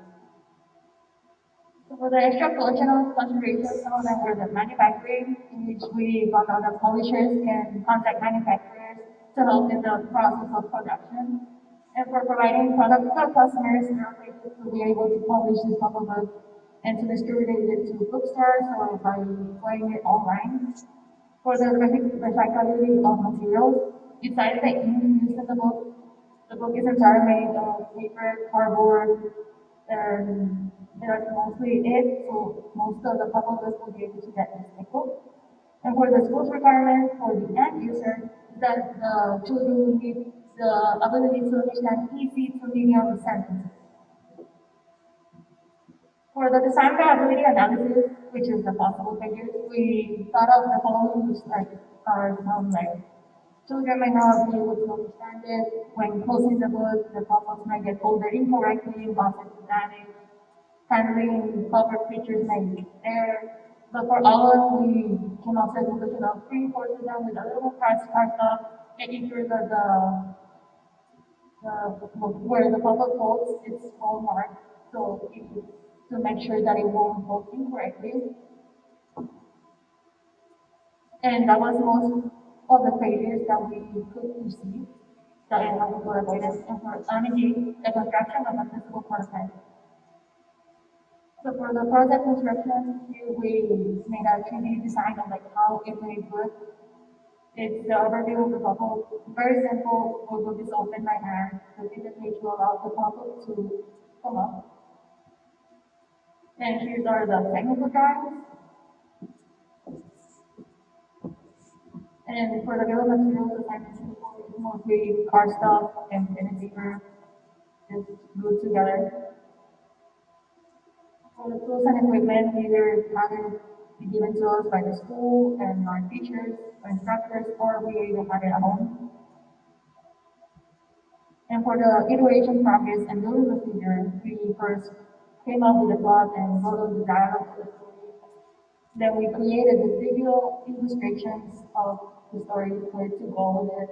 Then printed out the story on the paper, then using the finding techniques of research, we used the one that was most suitable for our idea, pasted the pictures together, and then caught the pop-up pictures, and then pasted the pop-up pictures with the mechanism that we built on the pictures. For element H, prototype testing and data collection plan. Reviewed the specifications that we tested with the proposal was be informative, easy to understand, easy to assemble, and inexpensive. For element J, here we can see the documentation of external evaluation of the tools that we mentioned before. And here for the surveys, we surveyed people about how easy to understand was possible, how much do you think the product explains well the renewable resources,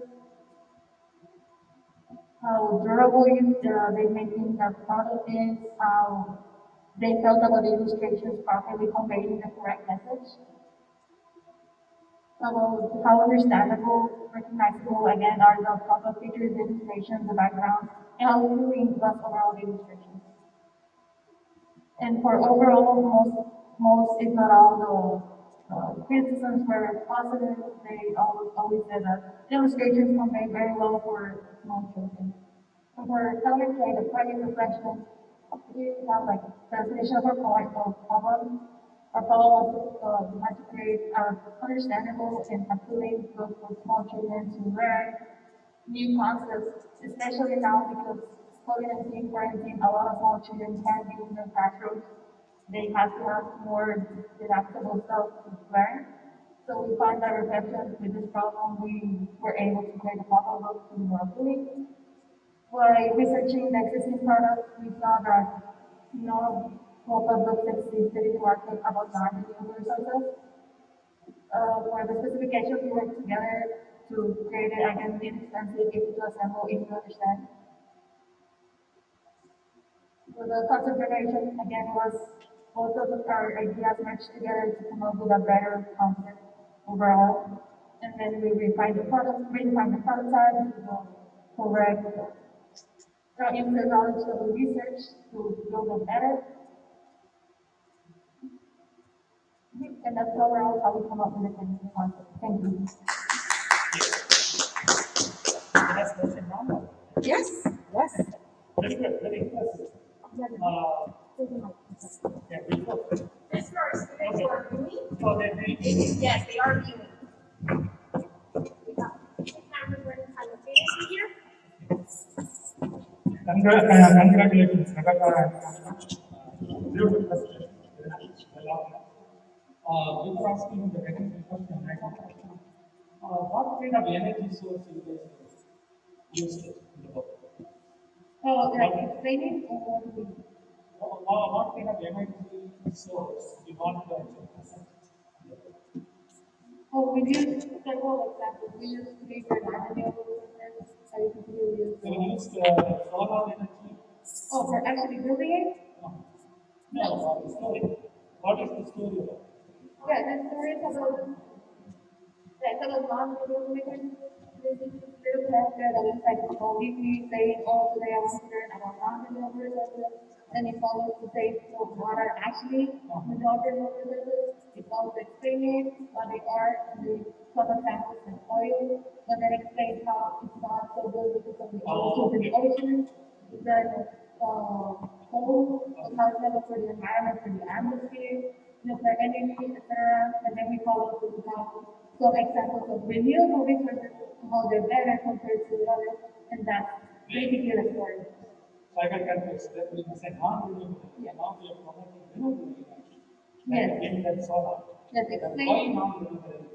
It's nicely done. For example, you are telling these are the non-renewable sources, so it's perishable, so we should not be using the more often. Yes. Yes, that's the main concept of the explaining non-renewable resources and how renewable resources are a better alternative. Thank you. Thank you.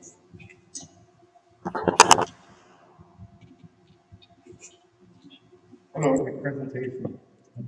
I would just, do you mention anything on water quality? Yes, for the oil spill, it explains about the oil and how the energy is used to like for cars and everything. But then it says how oil spills in the ocean can affect the life there and overall it's not good for the environment. Yeah, that's great for our area. The other recommendation I would have would be consider an ebook as well. It's a great idea you all have. Yes, thank you. We'll definitely take into consideration. Right, and Camila, very, very good work. Congratulations.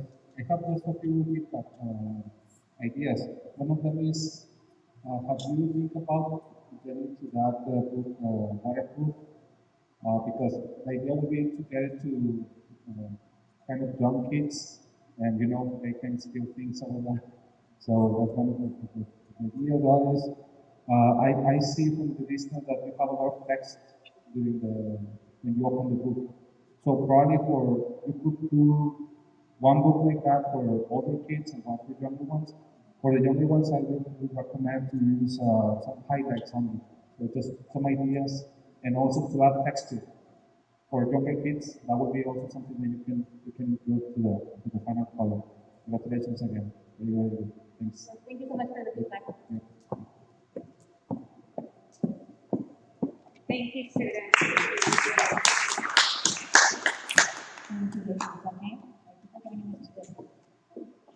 Okay, so thank you, panelists, for providing, very insightful feedback for our students today.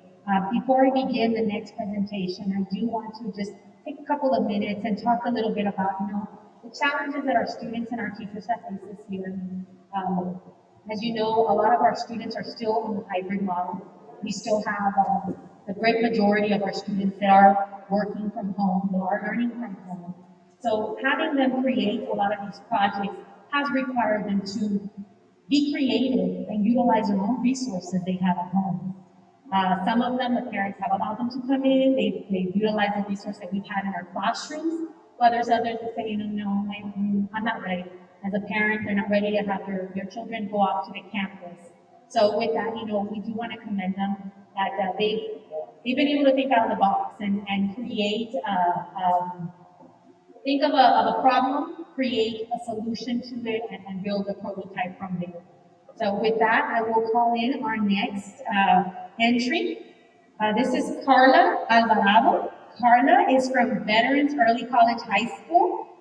She has the title of the project, Germs on My Cell Phone. So I can't wait for that, Carla, this time. Yes, you are correct. Cell phones are everywhere.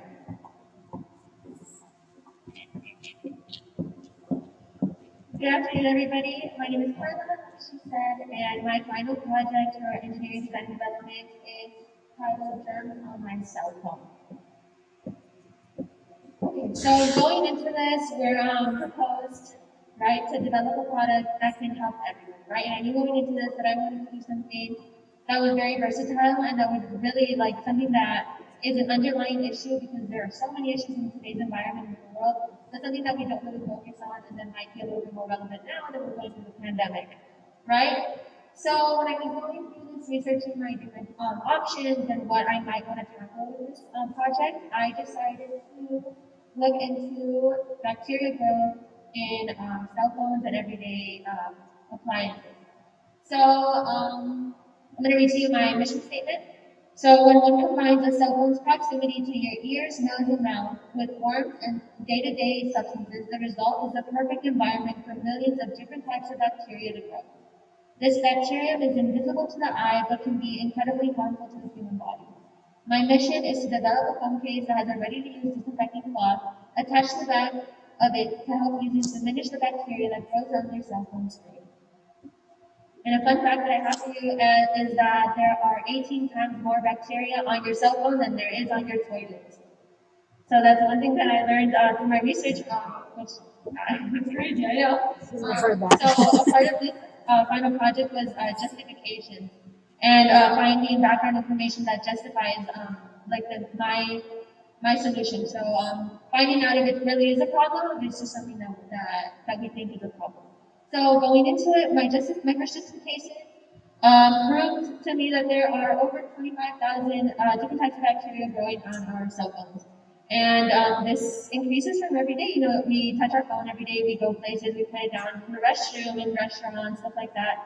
And really, I think it was very evident now throughout the coronavirus, just how important it is to disinfect and to wash our hands and all this good stuff. And so my first justification proved that to me. And then I moved on to my second justification. And it was another article, but this one was on a different website, and it also reiterates the same thing, but it talks more about how we can diminish this. So obviously, like I said, we take our phone with us everywhere. So one way that we can diminish this is by having a regimen and by disinfecting our phone every day once we get home, in between breaks, when we're off of work on our lunch break, stuff like that. So it talks about effective daily regimens that can lessen the amount of bacteria that grows on our cell phone screen. And then my third justification is with my fun fact. So it talks about how our smartphone is a lot dirtier than our toilet and how to clean it. And so this one went through different types of stuff that's around us. So different types of disinfectants, what cloth works, what doesn't work, what we should be doing, stuff like that. And I had other justifications, but I didn't put them in my slide because I had over 10 different articles that covered this. After this, I went into similar solutions that we can find already on the market. A very popular one is Amazon sells a UV phone sanitizer. They're expensive. They're usually over $50, and it requires electricity, and you put your phone in there after one day, and it cleans all the bacteria with UV lights. So that was something that I took into consideration. And then another similar solution is one that we've probably seen usually around Marshalls or TJ Maxx or whatever it is. They sell them those spray bottles, disinfectant, and a microfiber cloth. So this is something that I took into consideration when developing my solution. I wanted to do something that I couldn't lose so easily. I feel that this, we can purchase it, but really, after a week, we don't know where it goes. And so I wanted to do something that maybe that was on hand all the time. Okay, so then I went into developing my product and seeing who could possibly use this. So everybody that has a cell phone can use this, and I think that it's a very common issue that we don't really acknowledge all the time. You know, our phones hold a lot of bacteria, and it's important to keep these regimens and to clean them on a daily basis. These are my drawings. So I have my product. I did one that fits my phone. So I have an iPhone X, and so this is a phone case that I had at home. And what I did was I used microfiber cloth, and I went at home and I sewed little circles. I did different shapes. I did stars and I did squares. And it's really just a prototype, something that can be expanded in the future, really. But it attaches to your phone case. That way I can pick up on my phone and then put it back on, and they're washable, so I can throw them in the washer and dryer whenever once they get too dirty, once they have too much on them, and I feel like they need a wash. So those were my drawings, and these were my part slips. So I used microfiber towels, and really any of them work, but I used some that were at Walmart and that most people use to clean their cars, to clean surfaces around their house, stuff like that, and they hold onto substances really well. I used wet ambassadors to attach it to my phone case and on the actual product. And I used the phone case that I had laying around at home. I used the E600 here with multi-purpose glue and sewing thread on my sewing machine.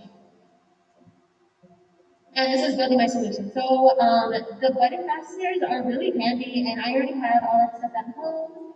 And a hammer to attach it. I sewed them like I told y'all, and then attached it to the phone. And I actually use this phone case every day. And then, okay, so for my testing of the product, I wanted to see if it was, like I said, it's a prototype. It can be expanded very, very well in the future, but I did have to test it. So what I did was, on my own phone, I used it for a whole day without wiping it off. And there's a lot of oil buildup on our faces, so that transfers off to my phone once I use it, once I take a call. So I did it with grease. And I had 3 different little cloths, and I saw if it really took off anything. And then I did the same thing with dirt and with a food substance. No.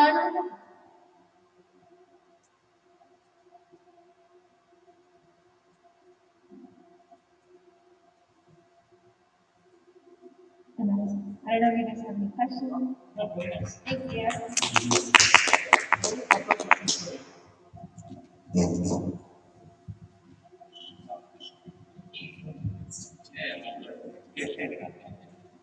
Very good. It's very impressive. Thought about very practical kind of a problem. First question is, how do you know that you really cleaned out the bacteria? Do you have tested that? Yeah, of course. I would have liked, I also did science fair in the past years of high school, and I worked with bacteria growth also, and I did a lot of stuff with chemical energy, and I would have loved to have a facility to do that kind of testing. But what I wanted to do, but I didn't really have the resources for, is to maybe do a product like this, but that had disinfecting inside the actual cloth, right? Because that would be much more effective, really. So that's what I would have liked to do. So this really takes away what we see with our eye.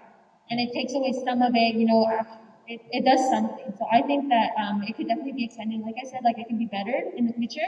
But for now, we know that it takes away the residue on top and a little bit of the bacteria. Yeah. The next one is, you have used the butter, some kind of a brass butter.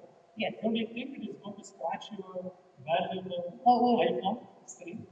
Well, I go to the back of it, and but when you are actually, you see the Yeah. protection also over there. Yes, it's smooth. You have to take it out. The back? Yes. And how are you going to clean it? Can you mimic how you have cleaned it? But there is some metal there. It's scratching. But don't it actually scratch your screen? It could. It definitely could. I think. Yeah, so your phone. So instead, you think about anything like a little sticky thing instead of a button, you can have a Velcro. I did think about Velcro, but my teacher asked me if I could do something more that was more interactive, because a Velcro. Yeah. After I think I did do Velcro at first, because it's a year-long project, so we work on it throughout the school year, and I did do Velcro at first. But after a few times of unsticking and sticking, and we can't wash it either. So I decided on the rivets instead. On the plywood. Yeah, hopefully I know we would have to watch out. Thank you. Yes, thank you. So did you come up with a conclusion on how frequent we should clean our phones? Okay, so yes, the CDC says we should clean our phone every day, and as much as possible to follow this regimen every day. And it tells us that we should use disinfectant. So like I mentioned, I would have liked to use disinfectant in my cloth, but yes, so it says to use it every day, and it's you can 2 to 3 times a day. It's like preferable, like that's the best. But obviously, you know, we have a lot of things to do throughout the day, so at least once per day is what it tells us to do. I'd recommend, or just a suggestion, would be also maybe to include it like to a pop socket, like a cover for a pop socket that you can just remove and replace as a cleaning tool. That'd be one option if you want to use anything that's metal or abrasive. That's really the only thing I can think of. Other than that, it's an interesting concept. I mean, you're telling me that I carry 3 cell phones with me, so it just makes me, I work 3 times harder now. Thank you. Yes, thank you. Very nice presentation. Thank you. Congratulations. One of my comments is probably it could be a scratch, but it would be germ free, right? So, the other thing I want to tell you is you can improve a little bit from the marketing side if you can add some profile as the happy face you have there, like a flower or something, or your team logo or whatever. That's something you can also improve with product. What I did do was I did different shapes. That's what I like. So I use it with me. I take it around with me because I did put them very handy. And I did little star shapes, which is fun. Very good. But you're right. Excellent. Thank you. Thank you so much. Thank you so much.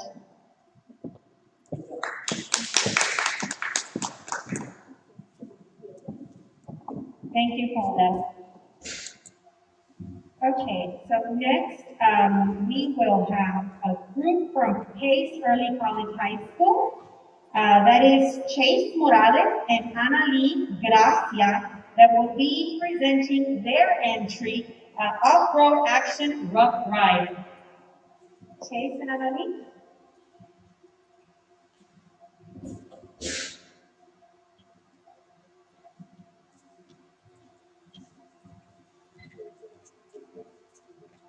Okay, well, we're getting the presentation going.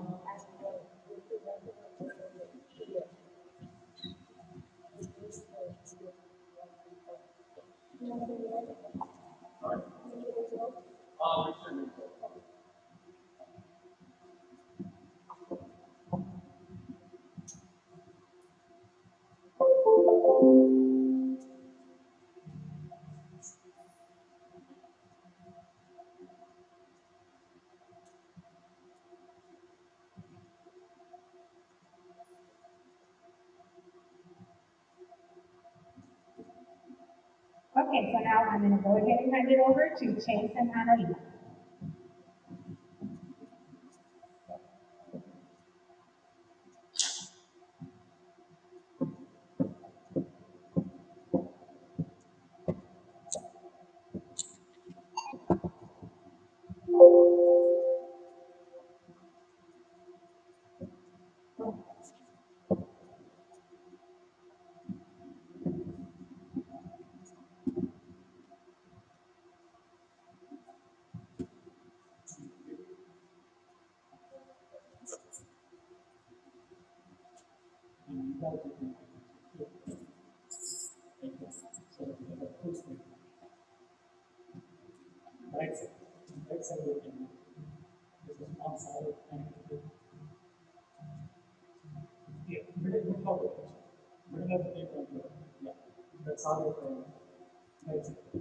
The little arrow.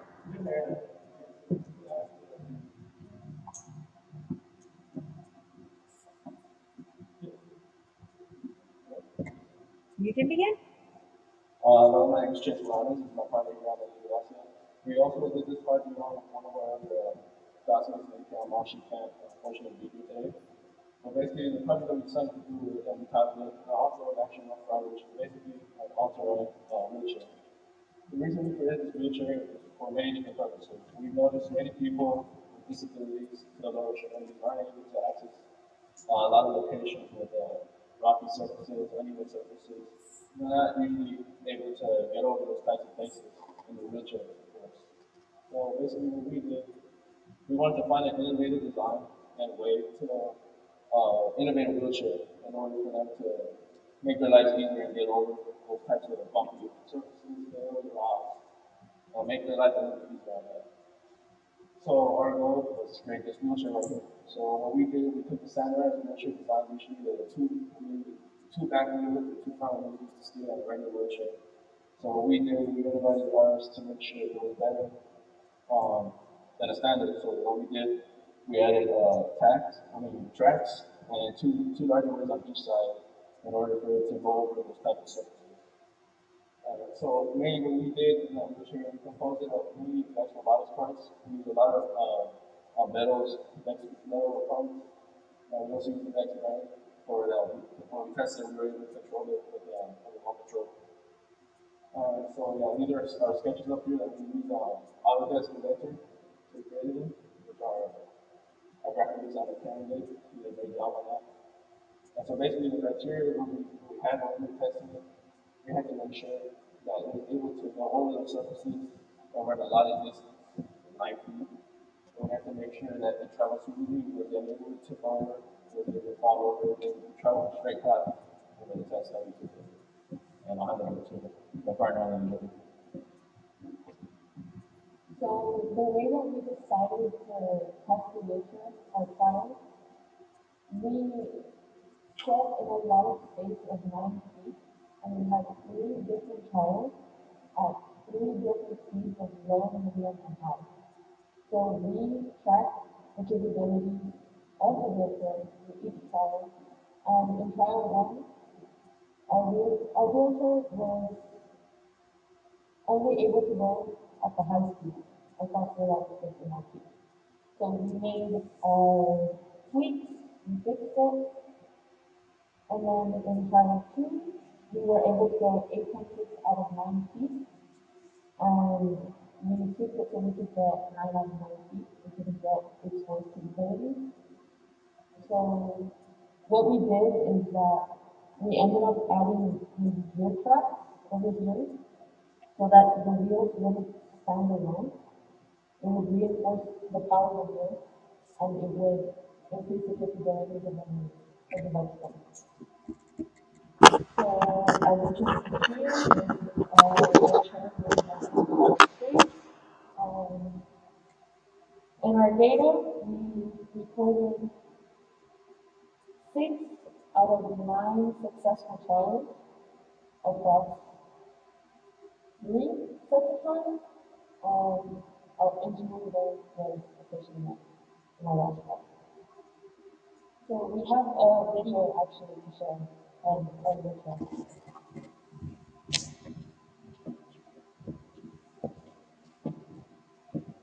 It's going over different surfaces, grass, dirt, ramps, hills.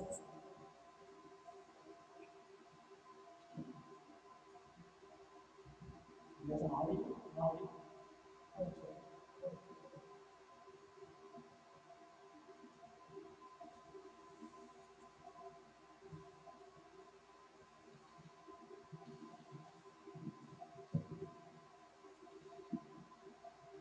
And of course, you see here in the video, this is only just a scaled down model as much as we can. Of course, we can't fully produce a full size wheelchair. So we did what we could with the wheelchair here. We tweaked it over about 4 times to make sure that we actually was able to, like my partner said in the last trial that we had, it was successful. Even on the low speed, we was driving not that fast, we was able to travel over the bumpy roads and the rocks that we were able to pass.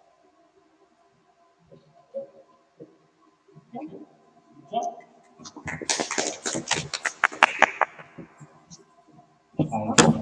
Very nice topic. One question, is this for human? Like, are you supposed to use this wheelchair for human or not? Yes? The overall goal is yes, to, people that aren't really able to use the lower extremity. One recommendation is usually we will need to give certain comfort to that person. So suspension is very important and critical thing for this type of device. The other thing is, since the weight of the person will be seated in the back, I recommend you to go for a thicker or a bigger wheel from the back, because the front wheels will give you the direction, but the back ones will give you the support of that weight. So just a general recommendation. A very good topic. Thank you. Thanks, sir. Hello, great project idea. I do accessibility consulting, so it's really interesting to see something like this. Did you all do any market research to see if there's other products that are similar to what you all are doing? We did, and we found that there were products that were similar, but the special thing about ours is that we use gears. We use a combination of gears, straps, and wheels. Usually you see those wheelchairs with the tank, wheels, and stuff like that, but here we use a combination in order to combat like different types of things like wheels and ramps and all those types of problems. Okay, as you further your research in this, just one thing to consider is that aside from the wheel size, the wheel thickness also helps you be more stable in these rough grounds. That's something just to keep in mind in your consideration. And it's a great idea that you all have a great concept. Continue moving forward. Very good, very impressive. So we term this one as some kind of a mechanized wheelchair. That's how you are going to promote.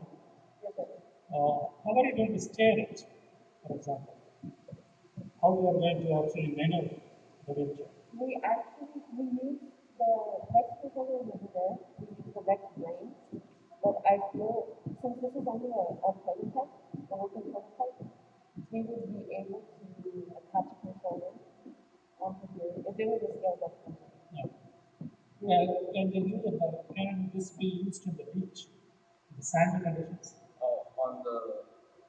It's more, the beach is more of a silky smooth texture, so we don't think that right now, as it is right now, we don't think we'll probably have to make some modifications in order for it to go like kind of softer surface. It's really more over like a more solid bumpy surface right now, but we could modify it. So how do you actually balance the center of gravity for this? Will you do any calculation? So is it a tilt proof? Suppose the person is actually leaning forward. Yes, we calculated center of gravity, and we actually, it wasn't shown in the video, but we got the scaled down version of the average adult human, and we used a weight on the wheelchair and we tested it. That is one thing you have to consider. Another one is whenever the humans are involved, there are some OSHA standards, occupation and safety standards. So you have to go and check. So what are their kind of conditions for this kind of wheelchair? So maybe that will actually help you in coming up with some kind of design criteria. Otherwise, it's a very, very good thing to start. You guys can very well be a mechanical engineer. Thank you.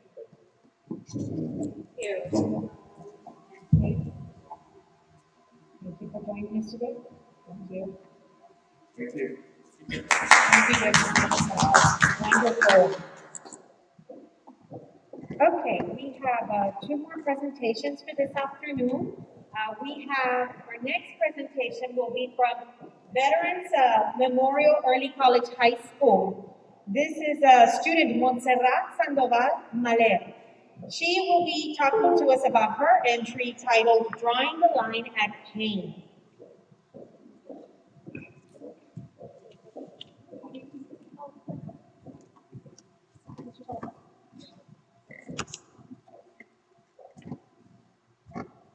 Okay, so as we're setting up, I do want to congratulate all of our students and teachers for coming in today and providing us with these presentations. In the typical school year, our students do conduct some type of a presentation at the campus level. This is the first year that we've done as a whole group, the ISD, bringing together all of our 6 early college high schools and have the students showcase their presentations, their products.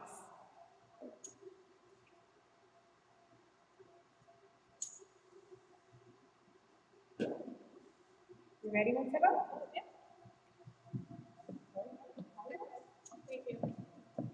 Good afternoon, everyone. My name is Montserrat Valverde, and my EDD project is on drawing the line at pain.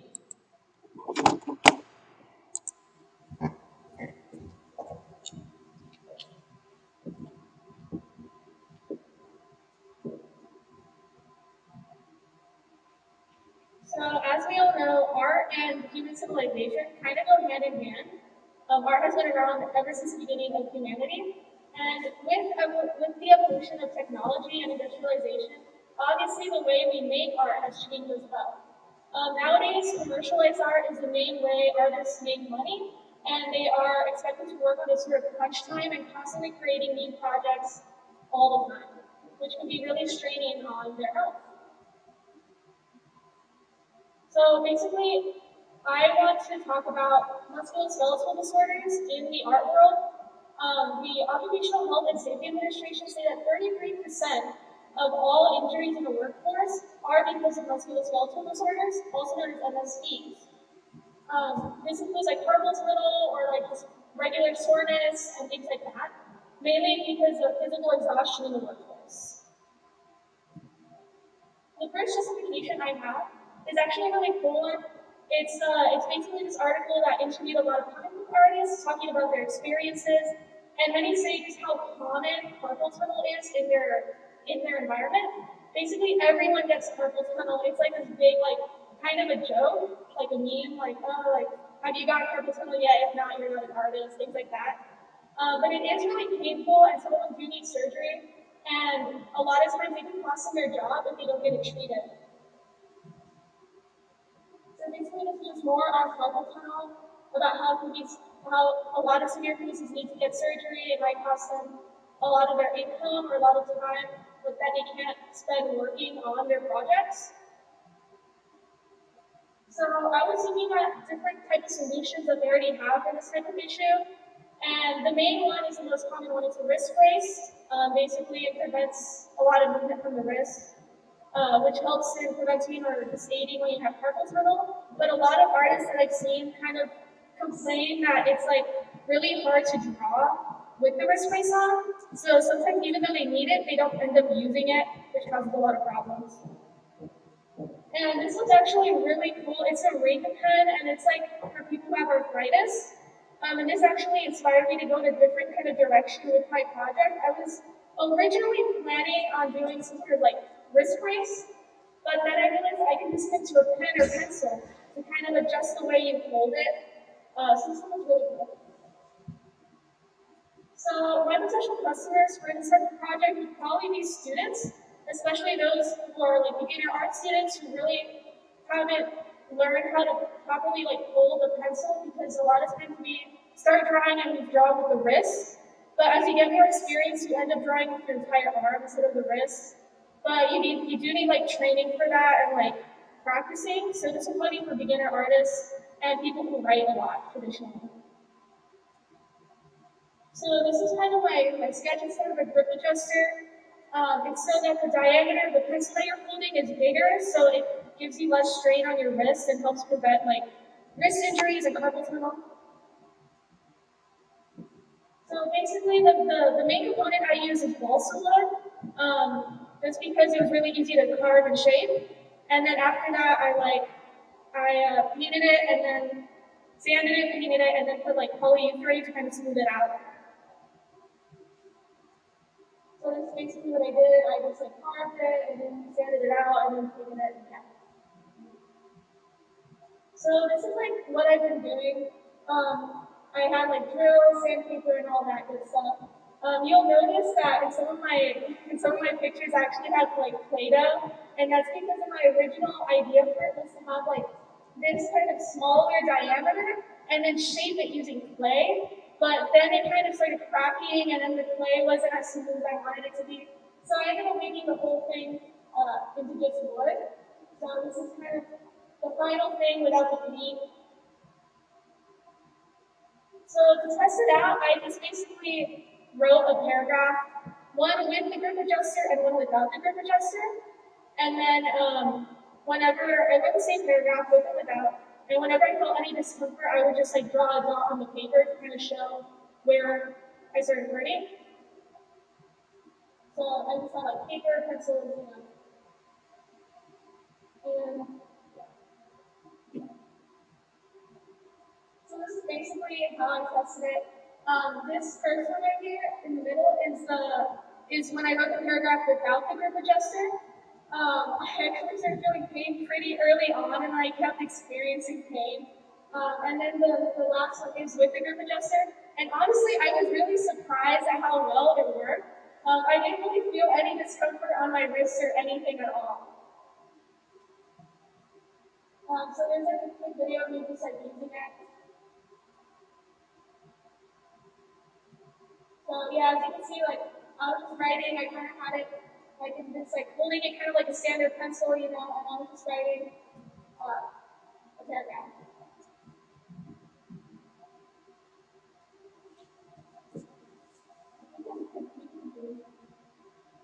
So when I was testing it, I was kind of testing to see how like comfortable it would be and like how easy it is to take off and on the pencil, you know.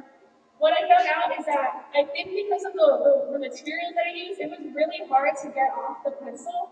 Like I haven't been able to take it off, and I think that's because the wood kind of shrunk once I painted it and put polyene through it. So it shrunk and I can't really take it off the pencil. So that's like the biggest flaw for my project. And then also when you're writing, you know how sometimes like when you're writing a lot and you want to like kind of rotate the pencil, because of the shape that I gave it, it's an oval shape. So it's like, it's really hard to rotate it and then keep that same like grip that you had. So you kind of have to keep it in the same place. But other than that, it's like, it's really comfortable and it's nice to use. So what I kind of noticed when I was like testing it myself and then with my parents is that if I were to like market this and put it on the market, I'd probably have different sizes for different like hand sizes. And I would probably also, because I want this for students, I'd also want to have different designs to appeal to kids. So some to appeal to kids and some maybe to appeal to college students, like different designs and colors. Also, something else that I would like to do if I were to market this would probably be to change the outer shell instead of just like wood, probably some sort of rubber or like silicone to make it a bit nicer, like the grip to be softer. And that's my project for the presentation. Thank you. Yeah. Oh, very nice. Glad you were thinking about the carpal tunnel syndrome. So very good kind of thought, and also you came up with some kind of a solution. That's very good. But however, what I like to see is looks like you are kind of stuck with the idea of giving some kind of a bigger effort over here. So I see over there when you are writing it, I would say, for example, if you're going for a cursive kind of writing, maybe it is going to block your view. Over there, then the dexterity of the hand is being lost when you are holding the paper chunk. And also then you need a bigger motion of the wrist. So instead of carpal tunnel syndrome, then you will be touching the wrist. When you think about it? I actually didn't think about person. That's a really different, like, that's a really good perspective on it. Maybe there would be a different type, like maybe a different shape for person writers, where it'd be like easier to see from where you are. Do you want me to like read it? I think I can read it so they can see it. But I think that's actually a really good idea.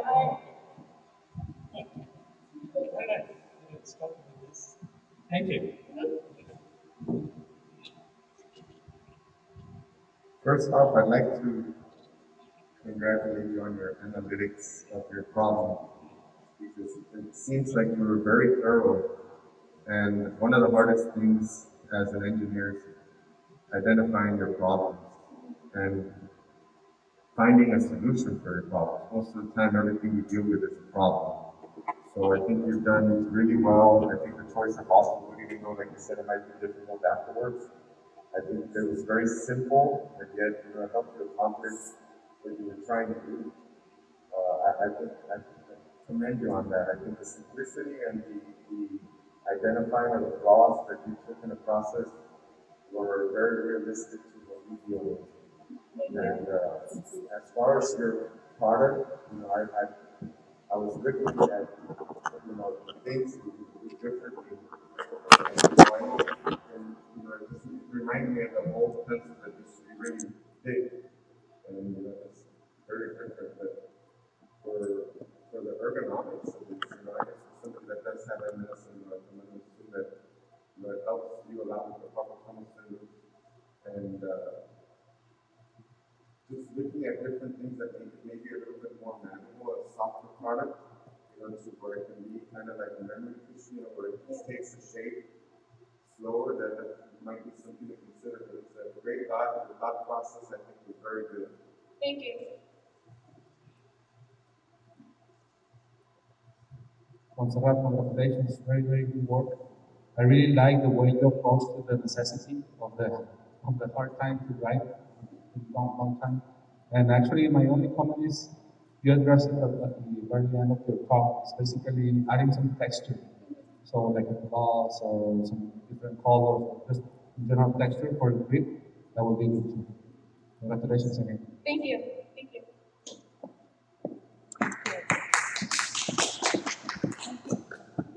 Thank you, Montserrat. Okay, so now we're going to go ahead and move on to our final presentation for this afternoon. That will be a presentation from our students from Pace Urban College High School.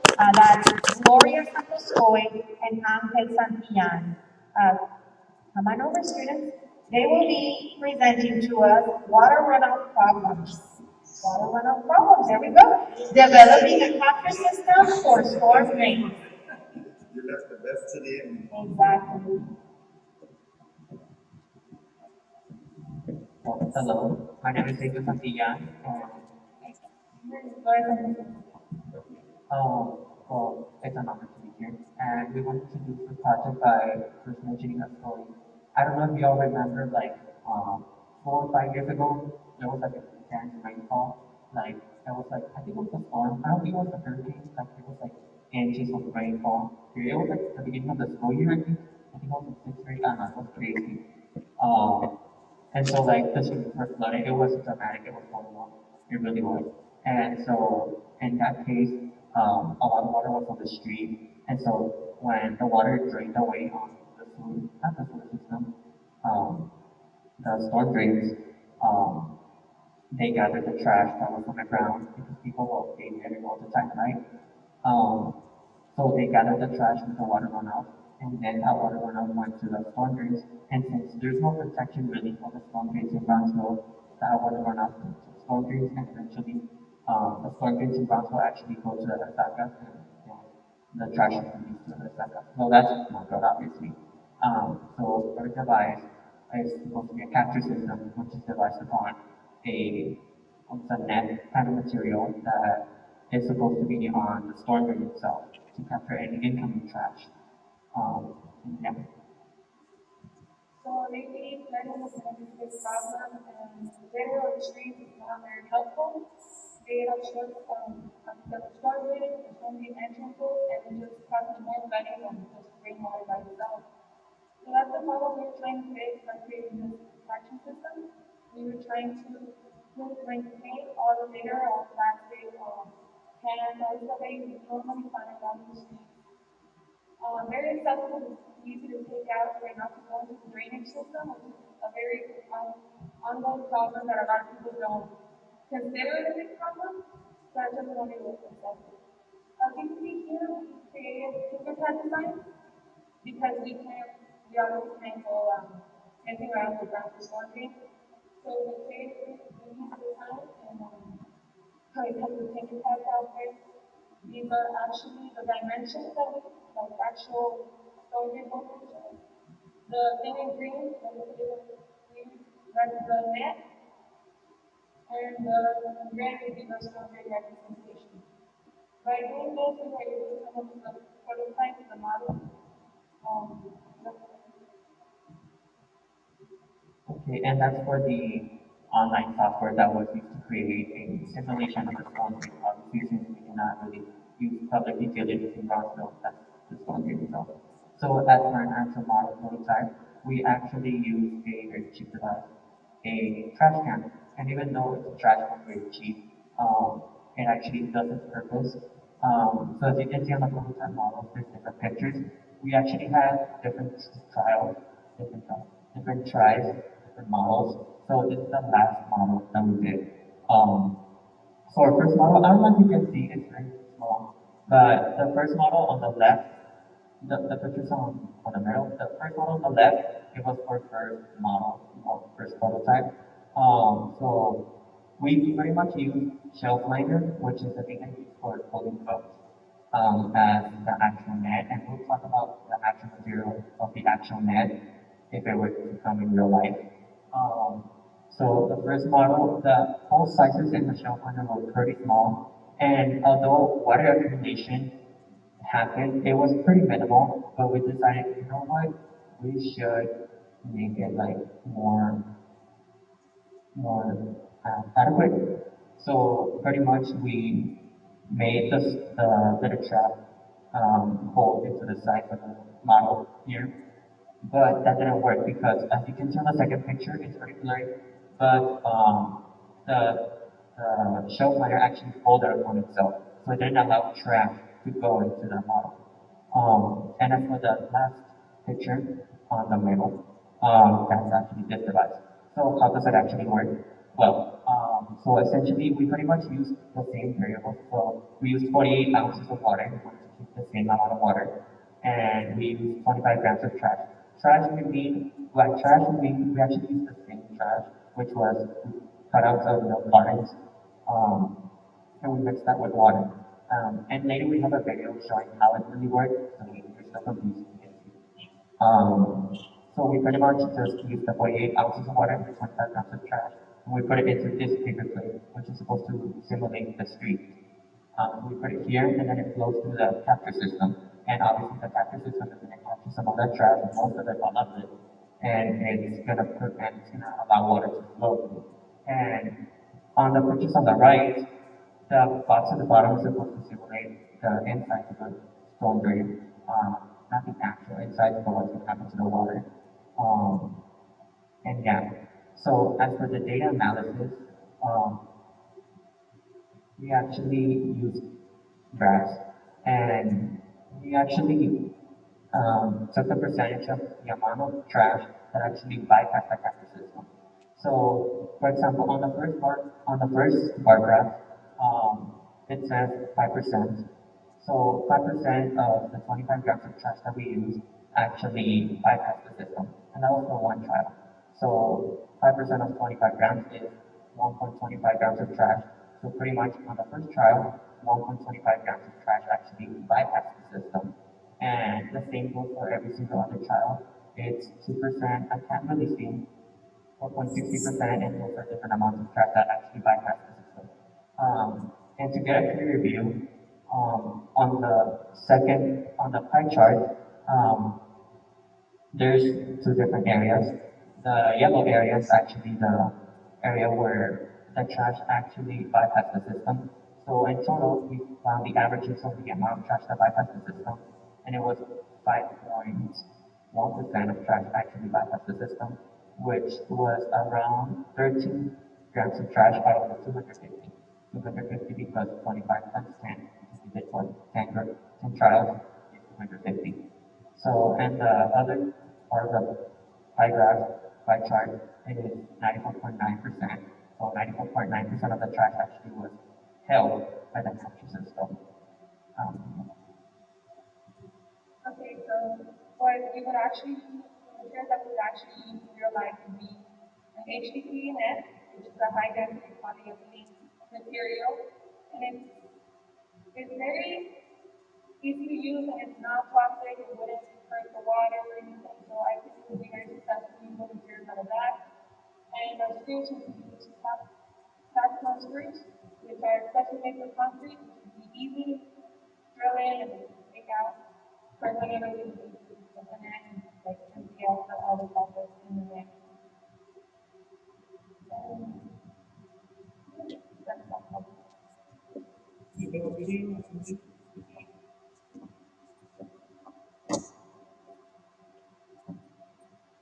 short period.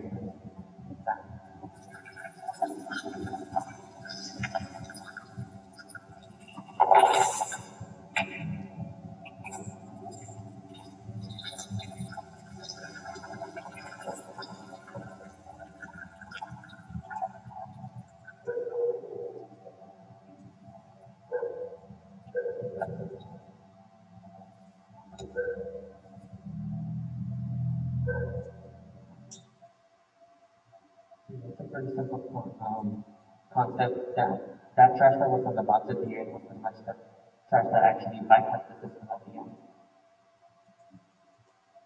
Yeah. So basically, you have to throw this net back again. You're maintaining the debris in the net. Yeah. Maybe after a certain amount of time, like especially after a big amount of rainfall, which a lot of like trash go into the storm drain, somebody be going and get out and put it out.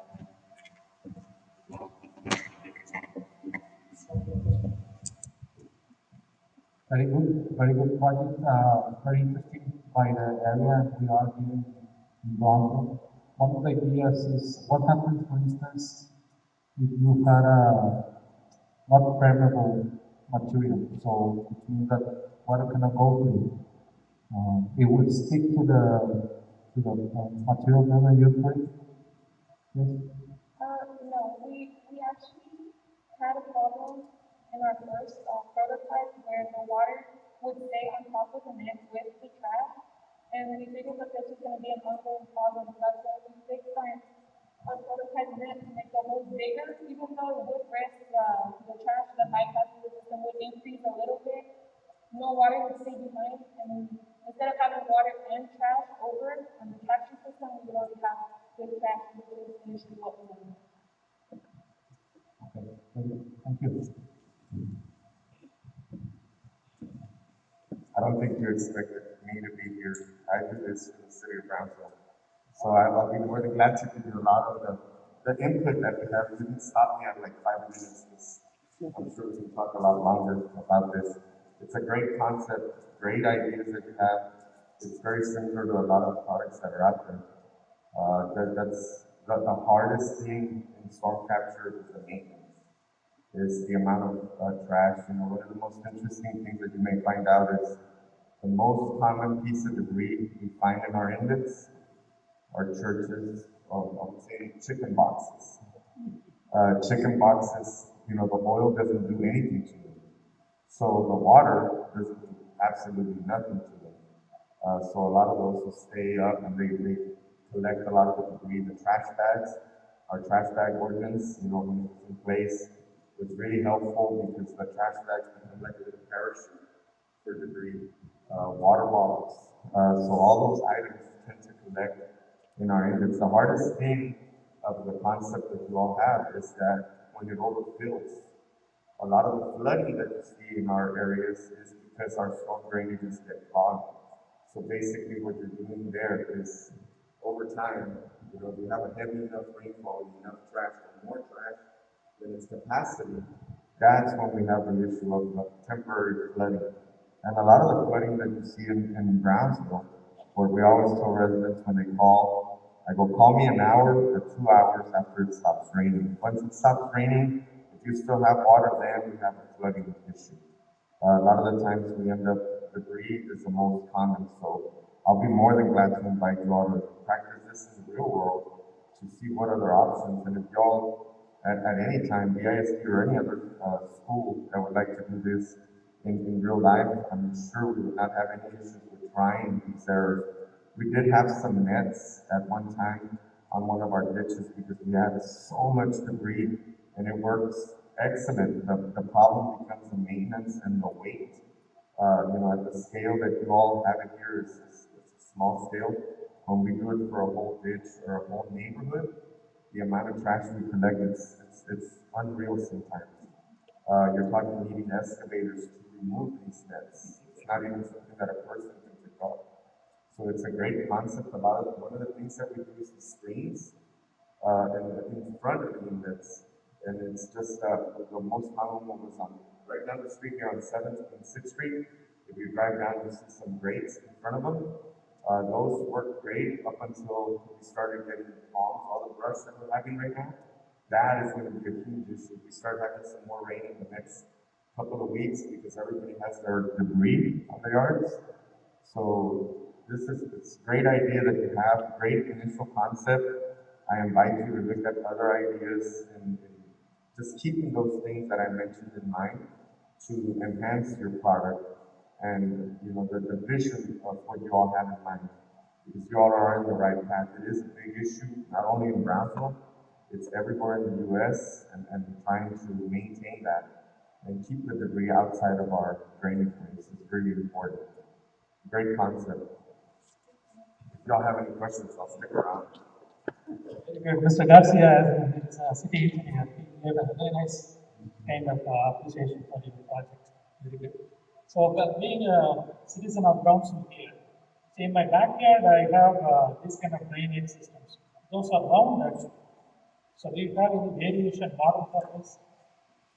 So, normally the drainage collectors are circle in nature, round. You are proposing a spiral. Yeah, you mean the drainage system. Well, the drainage system and the storm drain system is different because the drainage system, it actually gets collected by PUV, I'm not sure, and it actually gets cleaned out. But the storm drain system, which is like the little, like on the side of the roads, like the little things, yeah, storm drains. The entrances, those are storm drains. Those have no protection, and those don't get cleaned out. Like anything that goes through them doesn't get cleaned out. So this is what pretty much the project is about. Very good. Congratulations. Good job, folks. Thank you. Do you all have any questions for Mr. Garcia or any of our panelists? I don't think so. I don't. Well, like you said, we would like to learn more about this. This is a very interesting topic to us. We just came up with this. When we came up with this, it was just for research. And now it has come to something more some innovation as we have done it. And we would like to further it, like learn more about it, like make it a real actual science. Sure, definitely. I'll provide my email and my contact information, and we can definitely exchange information regarding the opportunities that are out there. Thank you. Good job.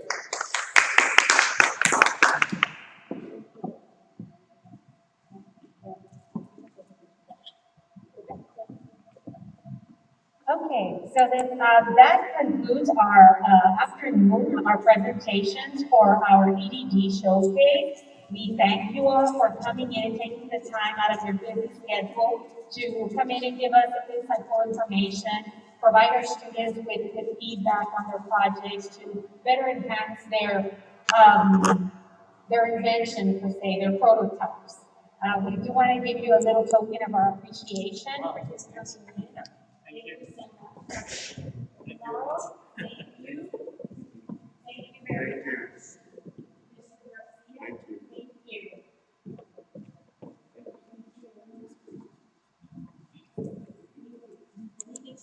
You guys have a little sweet treat for an afternoon pick-me-upper.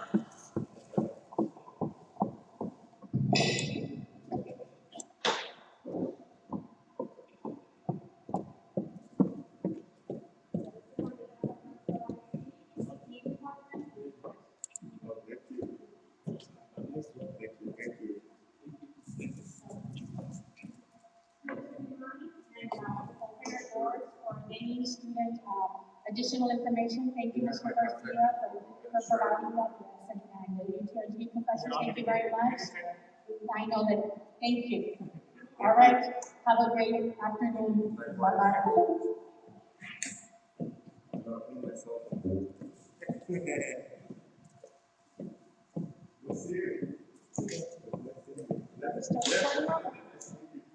Are we still recording? Am I on? Thank you very much, students and teachers, for your hard work and your dedication to our EDD showcase. We hope that next year we will have additional projects, additional entries to add to for our students and showcasing our talents here at Brownsville ISD. Thank you all.